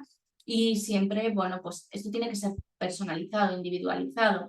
Es decir, podemos hablar de claves relacionadas con dieta antiinflamatoria de forma general, que le contábamos un poco respondiendo a Yani, de dieta saludable también de forma general para todos, cosas que podemos hacer en nuestro día a día para que nuestra alimentación esté repleta de nutrientes, sea baja en alimentos proinflamatorios, baja en ultraprocesados, pero luego en el momento en el que hay una patología, no solo hay que ver esa patología en concreto de esa persona, sino hay que ver muchas otras cosas de esa persona para tratar de darle un tratamiento individualizado que le beneficie en todo momento. Entonces, no te puedo decir, Ángela, cómo se trata una enfermedad autoinmune en el hígado porque me faltan muchísimos datos. Ahora bien, una dieta antiinflamatoria siempre te va a ayudar, siempre que haya autoinmunidad. Y por supuesto, saber muy bien qué es lo que te ocurre, y ahí tu médico es el que te lo tiene que explicar, más allá de hacerte un seguimiento, ¿vale? Es importantísimo el seguimiento en todos los ámbitos de la vida,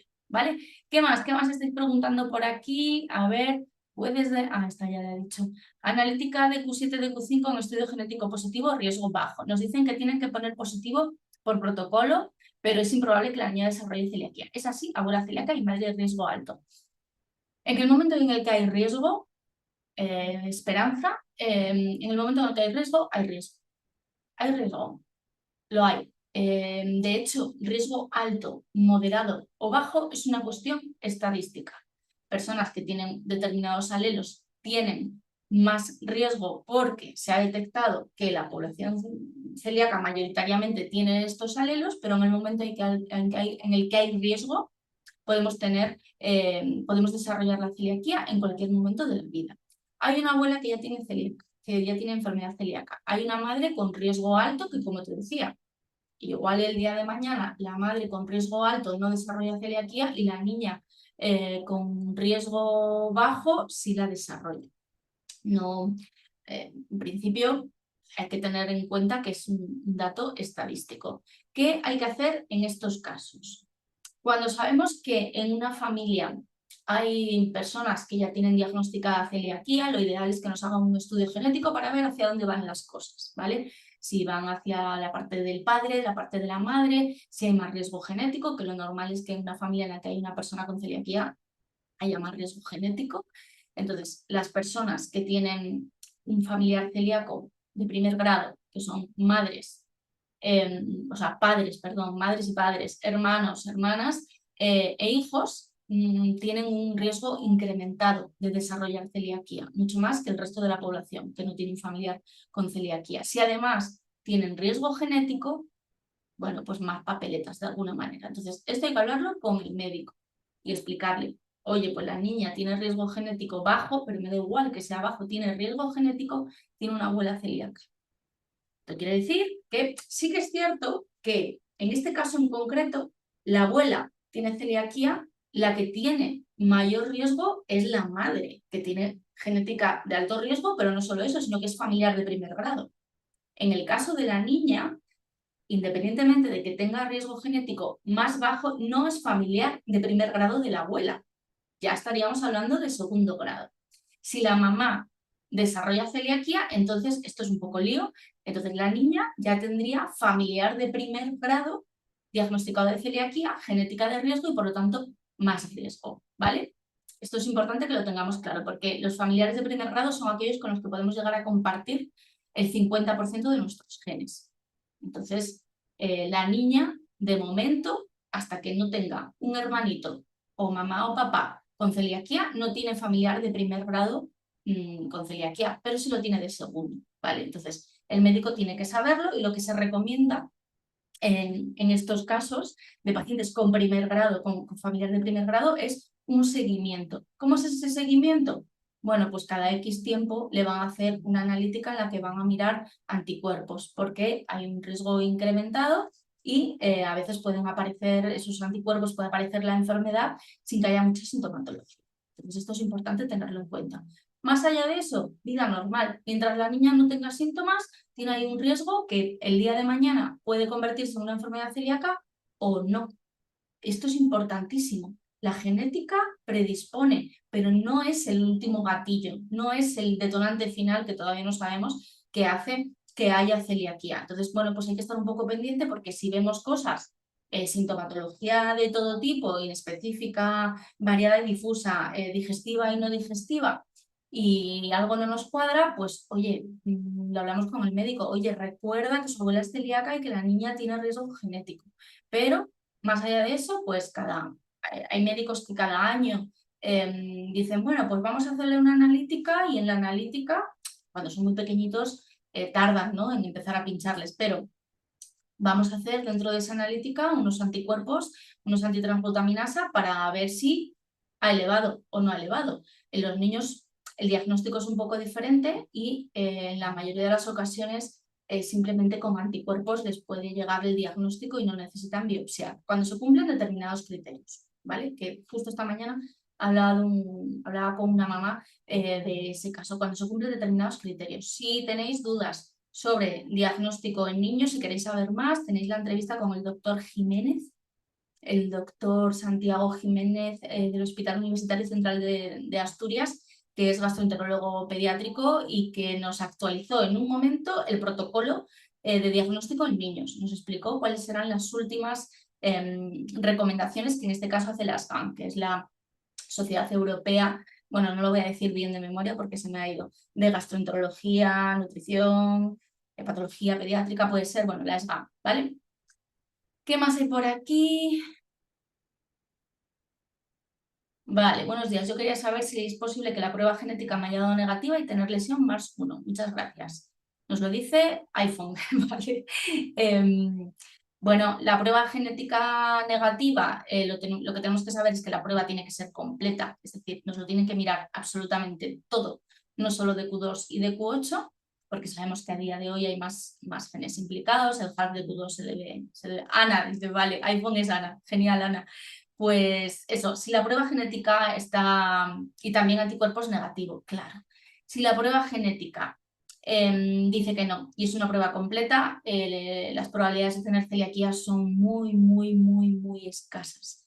De hecho, te descartan. A día de hoy te descartan. Y cuando hablas con genetistas que están especializados, médicos que están especializados, te dicen, he tenido a lo largo de mi carrera 3 personas con genética negativa y luego resulta que uno no la tenía negativa, sino que la prueba era incompleta, el otro estaba mal hecha y no sé qué. Es muy poco, no ocurre y lo que van a hacer es, lo que tienen que hacer es saber por qué hay un MARS1. Un MARS1 es un aumento de linfocitos intraepiteliales.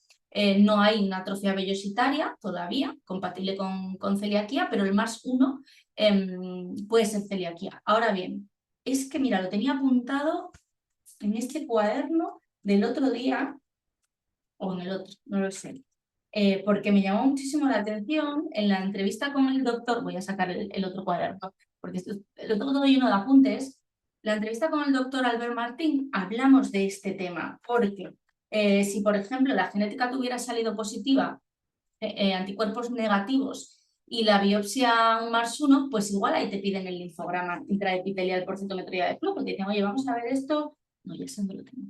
Exactamente, porque, que la lío, porque puede haber dudas. Pero en un caso como este, aquí lo tengo, un MARS1 es celiaquía en un 10% de casos. Es decir, la inmensa mayoría de personas que tienen MARS1 no tiene celiaquía, tiene otras cosas, un Helicobacter pylori, por deciros algo. Cuando el resto de pruebas no refuerzan esa idea. Claro, si tenemos anticuerpos positivos, si tenemos sintomatología súper concreta, genética, que aquí la genética es lo que hace que diga ese MARS1 genética de riesgo, bueno, pues dicen, vale, es un MARS1 que pueden ser otras cosas, pero todo apunta hacia celiaquía. Pero cuando todo es negativo y solo hay un MARS1, pues lo más probable es que sean otras cosas, ¿vale? Y aquí lo que dice el doctor Albert Martín, que yo me lo apunté como muy buena empollona que soy, es el MARS1, todos los casos de MARS1, solo el 10% es enfermedad celíaca, aunque esta cifra aumenta al 40% si alguien en la familia tiene celiaquía. Datazo potente. Es la entrevista justo anterior a esta, la número 131, ¿vale? ¿Qué más por aquí, Rocío? Después del diagnóstico tener mala absorción, ¿cuánto tiempo habría que esperar para buscar embarazo? Depende mucho. Hay otra entrevista con la doctora Rocío Llorca, que es digestivo y trabaja mucho, mucho con, bueno, con familias que están teniendo problemas para tener un niño, porque sabemos, ¿no?, que puede haber cierta asociación, pues abortos de repetición con celiaquía, infertilidad, este tipo de cosas. Entonces, ella cuenta que es bastante rápido, pero esto sí te necesita, bueno, pues que un profesional te lo lleve para que, bueno, pues para estar seguros de que esto va a ocurrir y que puede llegar a buen puerto. En principio, la mala absorción, hay ciertas cosas que remiten antes, hay otras que tardan un poquito más, el hierro suele tardar un poquito más. También es verdad que en los embarazos la suplementación en personas con celiaquía a veces tiene que ser más elevada, y esto lo cuenta muy bien la doctora de la Calle en un podcast de la temporada 2, yo creo, que habla de suplementación en mujeres que tienen celiaquía y que les acaban de diagnosticar, se quedan embarazadas y es como vamos a necesitar un poquito más de ciertos nutrientes. Entonces, bueno, esperar cuando surja. Quiero decir, no hay una recomendación de tan diagnosticado celiaquía, espera tanto tiempo. No existen recomendaciones al respecto. Quizás profesionales, o sea, expertos en fertilidad sí que te puedan decir algo, pero yo creo que no va tanto por ahí, sino que quizás, bueno, pues cuando te quedas embarazada, si tu intestino no está todavía al 100%, se está recuperando, pues vamos a utilizar determinados nutrientes en mayores cantidades para que no haya ningún problema. Pero esto te lo tienen que ver pues, los expertos en ese campo, ¿vale? ¿Qué más? A ver, por aquí, bueno, vamos a tener que ir cerrando porque luego no me escucháis. Cuando me enrollo tanto, no me escucháis tanto, que me lo sé. Atrofia vellositaria subtotal tipo MARS3B en niño de 5 años. Es preocupante, reversible, recomendable suplementar aparte de hierro algo más, nos lo dice Vanessa. Bueno, una atrofia vellositaria subtotal tipo MARS3B en un niño de 5 años no es especialmente preocupante, quiero decir, es un diagnóstico de celiaquía en caso de que lo demás también vaya en esa línea, ¿no? Es reversible, por supuesto, y además en niños pues normalmente se hace bien, ¿no?, entre comillas, en el sentido de que son los papás los que le cuidan y le van a alimentar, entonces no va a haber esos riesgos que pueden tener a veces los adultos cuando salen fuera, etcétera, etcétera.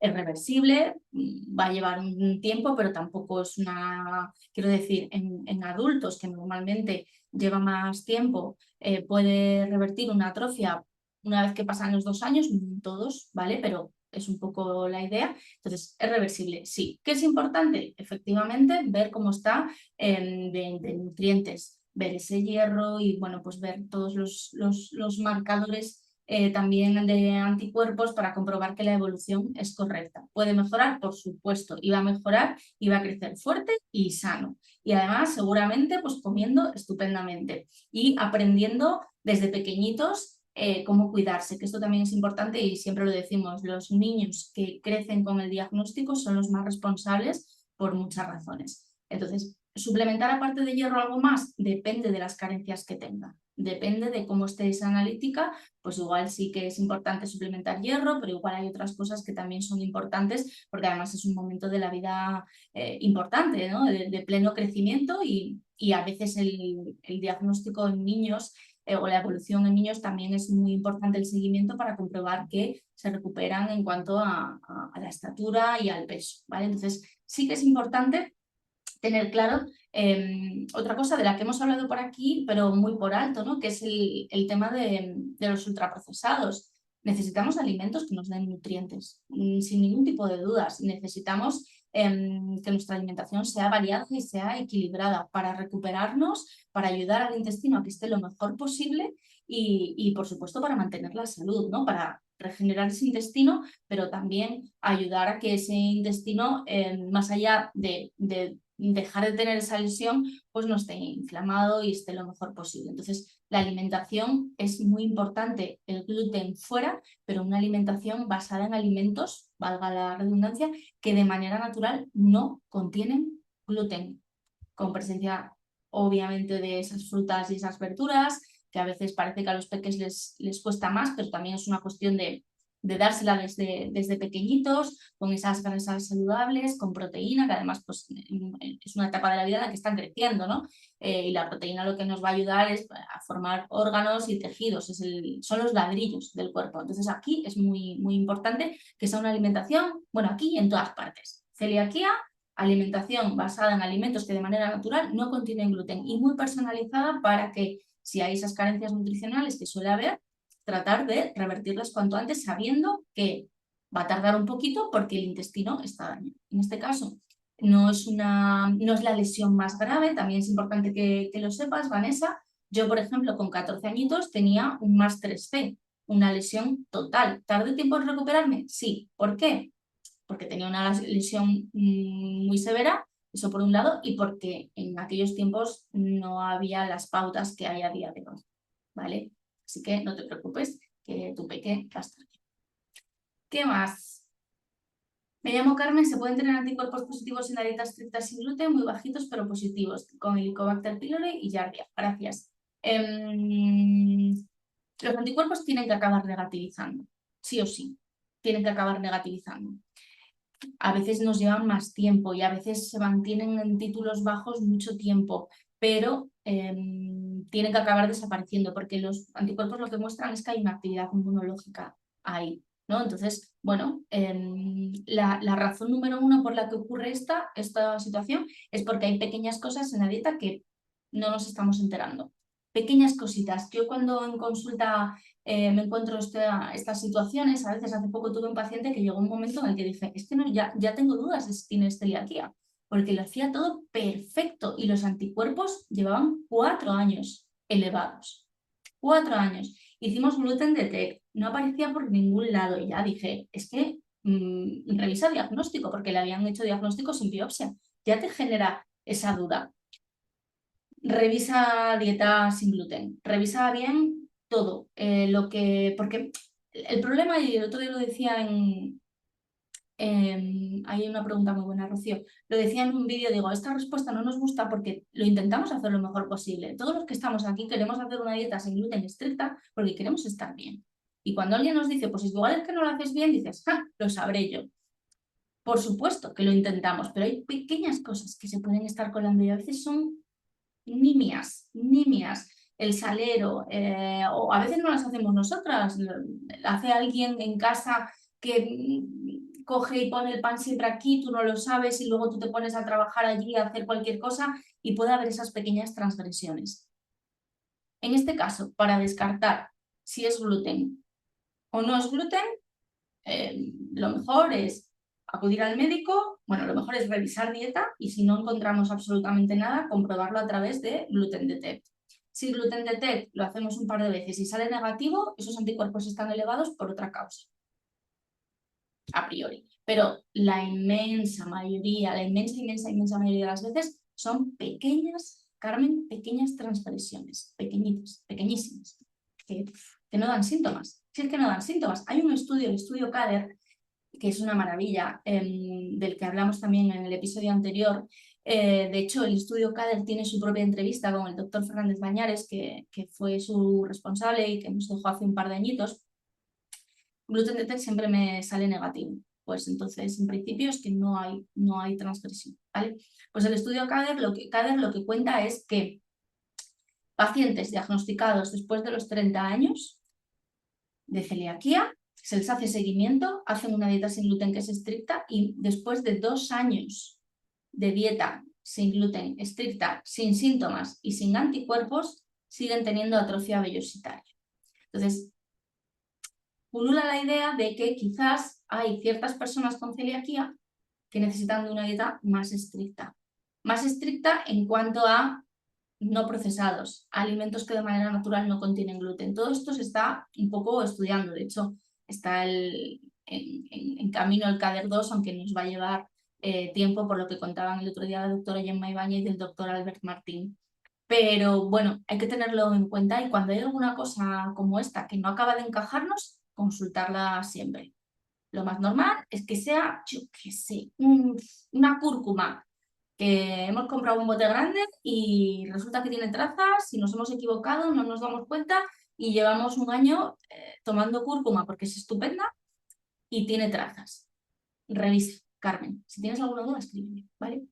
¿La prueba genética se hace también a través de una analítica? Sí, se puede hacer en sangre y yo siempre os recomiendo Vivolabs, que además si alguien lo necesita que me escriba porque tenemos descuento en Vivolabs, porque hace el tipaje completo y te envía el kit a casa y te recoges tú la muestra y lo haces con una torunda, frotas CSI total, CSI como os acordáis de la serie CSI, ¿no? Y con un bastoncito, una especie de bastoncito que es esa torunda, te lo meten en la boca, cogen un poquito de la mucosa del interior del carrillo de la mejilla y ahí ya hay células suficientes para analizar ese test genético. Y siempre me acuerdo de la doctora Teresa Pelucho, que aprovecho para daros la exclusiva de que va a volver al podcast la semana que viene, no, la temporada que viene, que es la mayor experta en genética de enfermedad celíaca en este país. Y siempre ella me decía, tengo récord absoluto en hacer la prueba genética a bebés dormidos, porque como les metía el bastoncito de manera tan suave, los bebés seguían dormidos y ella era capaz de extraerle la suficiente cantidad de mucosa para analizar. ¿Hay alguna entrevista con algún inmunólogo? ¿En qué episodio? Sí, Ángela, tenemos una entrevista con el doctor Arranz en la temporada 2. Lo dejaré también por ahí colgado. Y si buscáis en YouTube, vaya, lo diré, Radio Narcea, vais a encontrar en los episodios en directo que suben la retransmisión de las jornadas Cangas sin gluten de este año, en las que estuvo Marta Carmona y en las que estuvo también el doctor Eduardo Arranz hablando de inmunología y enfermedad celíaca. Oro puro, oro puro. Nos tenía todos en el teatro, bueno, es que 3 ponentes maravillosos, Marta Carmona, doctora Arranz y doctora Conchita Núñez, que también ha estado en el podcast y que es la presidenta de la Sociedad Española de Enfermedad Celíaca. Lo tenéis ahí todo retransmitido al detalle. Vale, ¿qué más? Me quedaba por aquí una cosa importante. Si de primeras, que es muy interesante esta pregunta de Rocío, si de primeras tienes los anticuerpos negativos, ¿cómo llevas el control de que va mejor? Y no solo eso. Ahora os voy a decir otra cosa que ya vais a quedaros locos. Una vez que con anticuerpos elevados, lo que queráis, negativizamos anticuerpos, aunque haya pequeñitas transgresiones, ya no se van a elevar. A mí me vienen pacientes y me dicen, no, los anticuerpos negativos, lo hago todo bien, hazte un gluten detect. Gluten. ¿Por qué? No lo sabemos, pero esto es así. Hay un episodio, creo que es la frase más repetida de este episodio,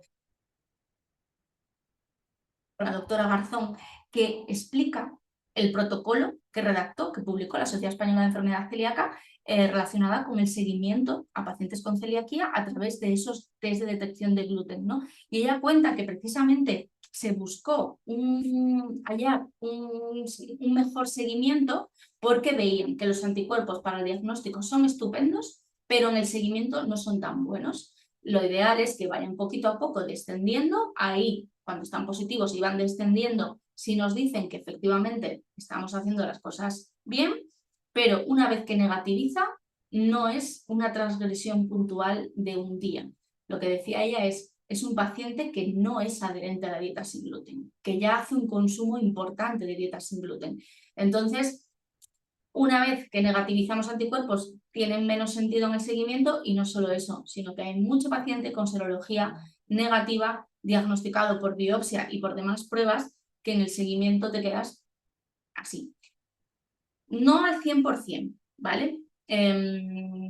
Marta Benavides del Virgen del Rocío me ve la semana que viene, espero que sea ella quien me diagnostique por fin, ojalá, Rocío, ánimo, ánimo, porque estás en las mejores manos, ya te lo digo.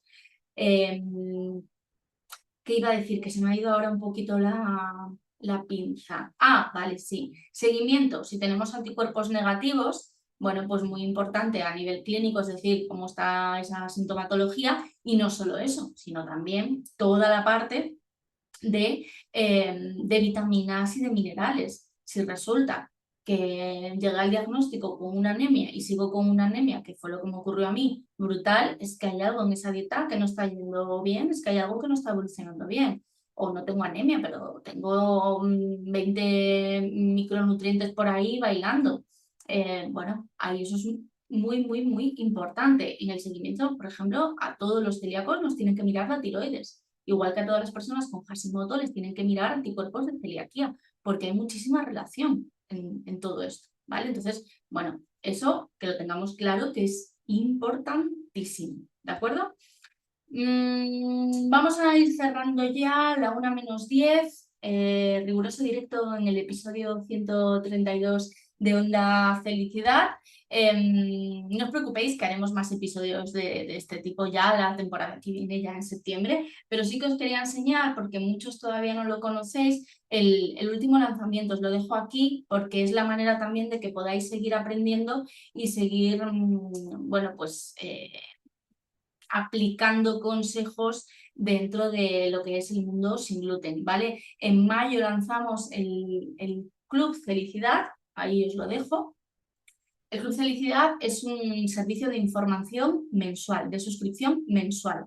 Todos los meses hay 3 nuevos contenidos que creamos nosotros, a veces en colaboración con profesionales de la salud, pues como hemos hecho ya en estas últimas semanas, relacionados con salud digestiva, con dieta sin gluten, con celiaquía, con recetas. Todos los meses hay recetas. En este mes de julio, por ejemplo, que estamos ahora, mañana 9 de julio tenemos una clase en directo. El 22 de julio creo que tenemos otra clase en directo sobre alimentos con fibra, muy importantes en celiaquía para evitar estreñimiento, y es algo que a veces pues es bastante frecuente, ya lo comentaba también Marta. Y luego todos los meses tenéis recetas de temporada, porque eso es importantísimo. Alimentos reales, alimentos que de manera natural no contienen gluten, de temporada, porque es cuando nos van a dar más nutrientes, cuando están más ricos, etcétera, etcétera, ¿vale? Eso es todos los meses. Tenéis una cuota para ir pagando mes a mes, que podéis además daros de baja cuando queráis, y luego tenéis la opción de acceder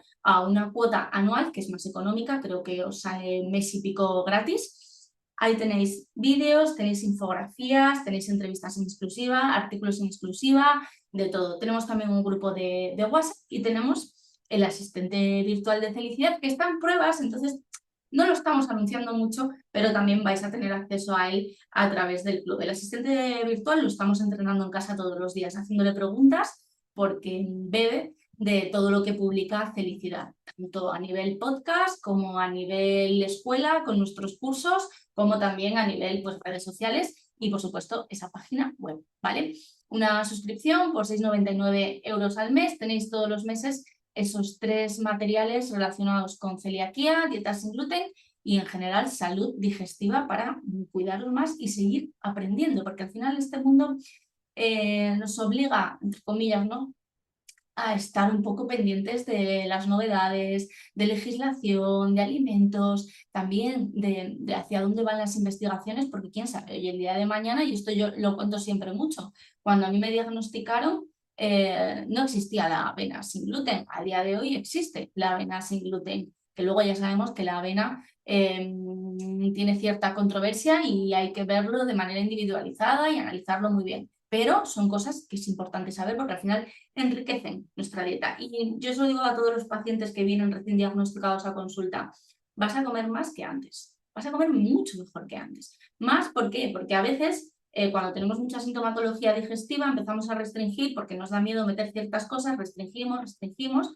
En el momento en el que damos con la clave que es el gluten, vamos a quitar el gluten, pero vamos a quitar muchas otras cosas. Vamos a tener muchas verduras, frutas, proteína de calidad, grasa de calidad, a enriquecer esas comidas. Seguramente gente que no cocina tanto va a empezar a comer porque va a encontrar nuevos sabores, nuevas texturas, sin quitarle a esto la parte que todos sabemos de que es una faena tener celiaquía y salir por la puerta de casa porque, bueno, pues porque es todo mucho más complicado. Pero en casa podemos hacer muchas cosas para estar al 100% y disfrutar de calidad de vida, recuperar la salud y mantenerla, ¿vale?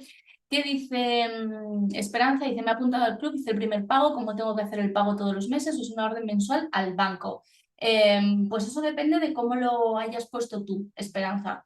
Pero seguramente lo tienes automatizado, porque es lo normal, tenerlo automatizado y luego pues la gente que ha hecho el pago anual, que creo recordar ahora que son solo 75 euros por información durante todo el año, acceso a directos y todas esas cosas, por supuesto también lo tiene, ¿vale? Así que ahí os lo dejo, ahí se queda. Me voy despidiendo ya. Quedan preguntas que resuelvo, no os preocupéis, las resuelvo, fijaros dónde las voy a resolver, en las notas del podcast. Cuando publiquemos el podcast va a haber siempre un enlace que lleva a nuestra web y en esa web van a estar respondidas esas 18 preguntas que nos quedan aún. Muchísimas gracias por este ratito, por hacer tan especial este último programa de la sexta temporada de Onda Felicidad. Ha sido un placer, ha sido maravilloso tener a Marta, tener a Elena de la Celiacoteca, que ya le he dicho, si te da tiempo, te meto en directo. No ha podido ser, no ocurre nada. Recomendación, la Celiacoteca en Madrid y Alcalá de Henares, una maravilla. Lo he dicho, que muchísimas gracias, que cualquier duda que me escribáis, ya sabéis que tenéis muchas maneras de contactar conmigo, a través del grupo de WhatsApp, a través del club, por supuesto, a través de todas partes. No cerramos por vacaciones, sí que bajaremos el ritmo, ¿vale? Sí que el programa, el podcast vuelve en septiembre, os tengo que dar fecha exacta porque tengo un septiembre hasta arriba, pero el podcast, la séptima temporada, vuelve en septiembre. La consulta de dietética estará abierta durante el verano, pero sí que me voy a coger algunos días por el camino. Lo veréis también todo claramente cuando vayáis a coger cita, vais a ver la disponibilidad.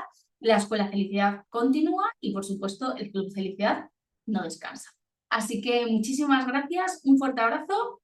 Estamos en contacto, pero Onda Felicidad vuelve en septiembre. Gracias.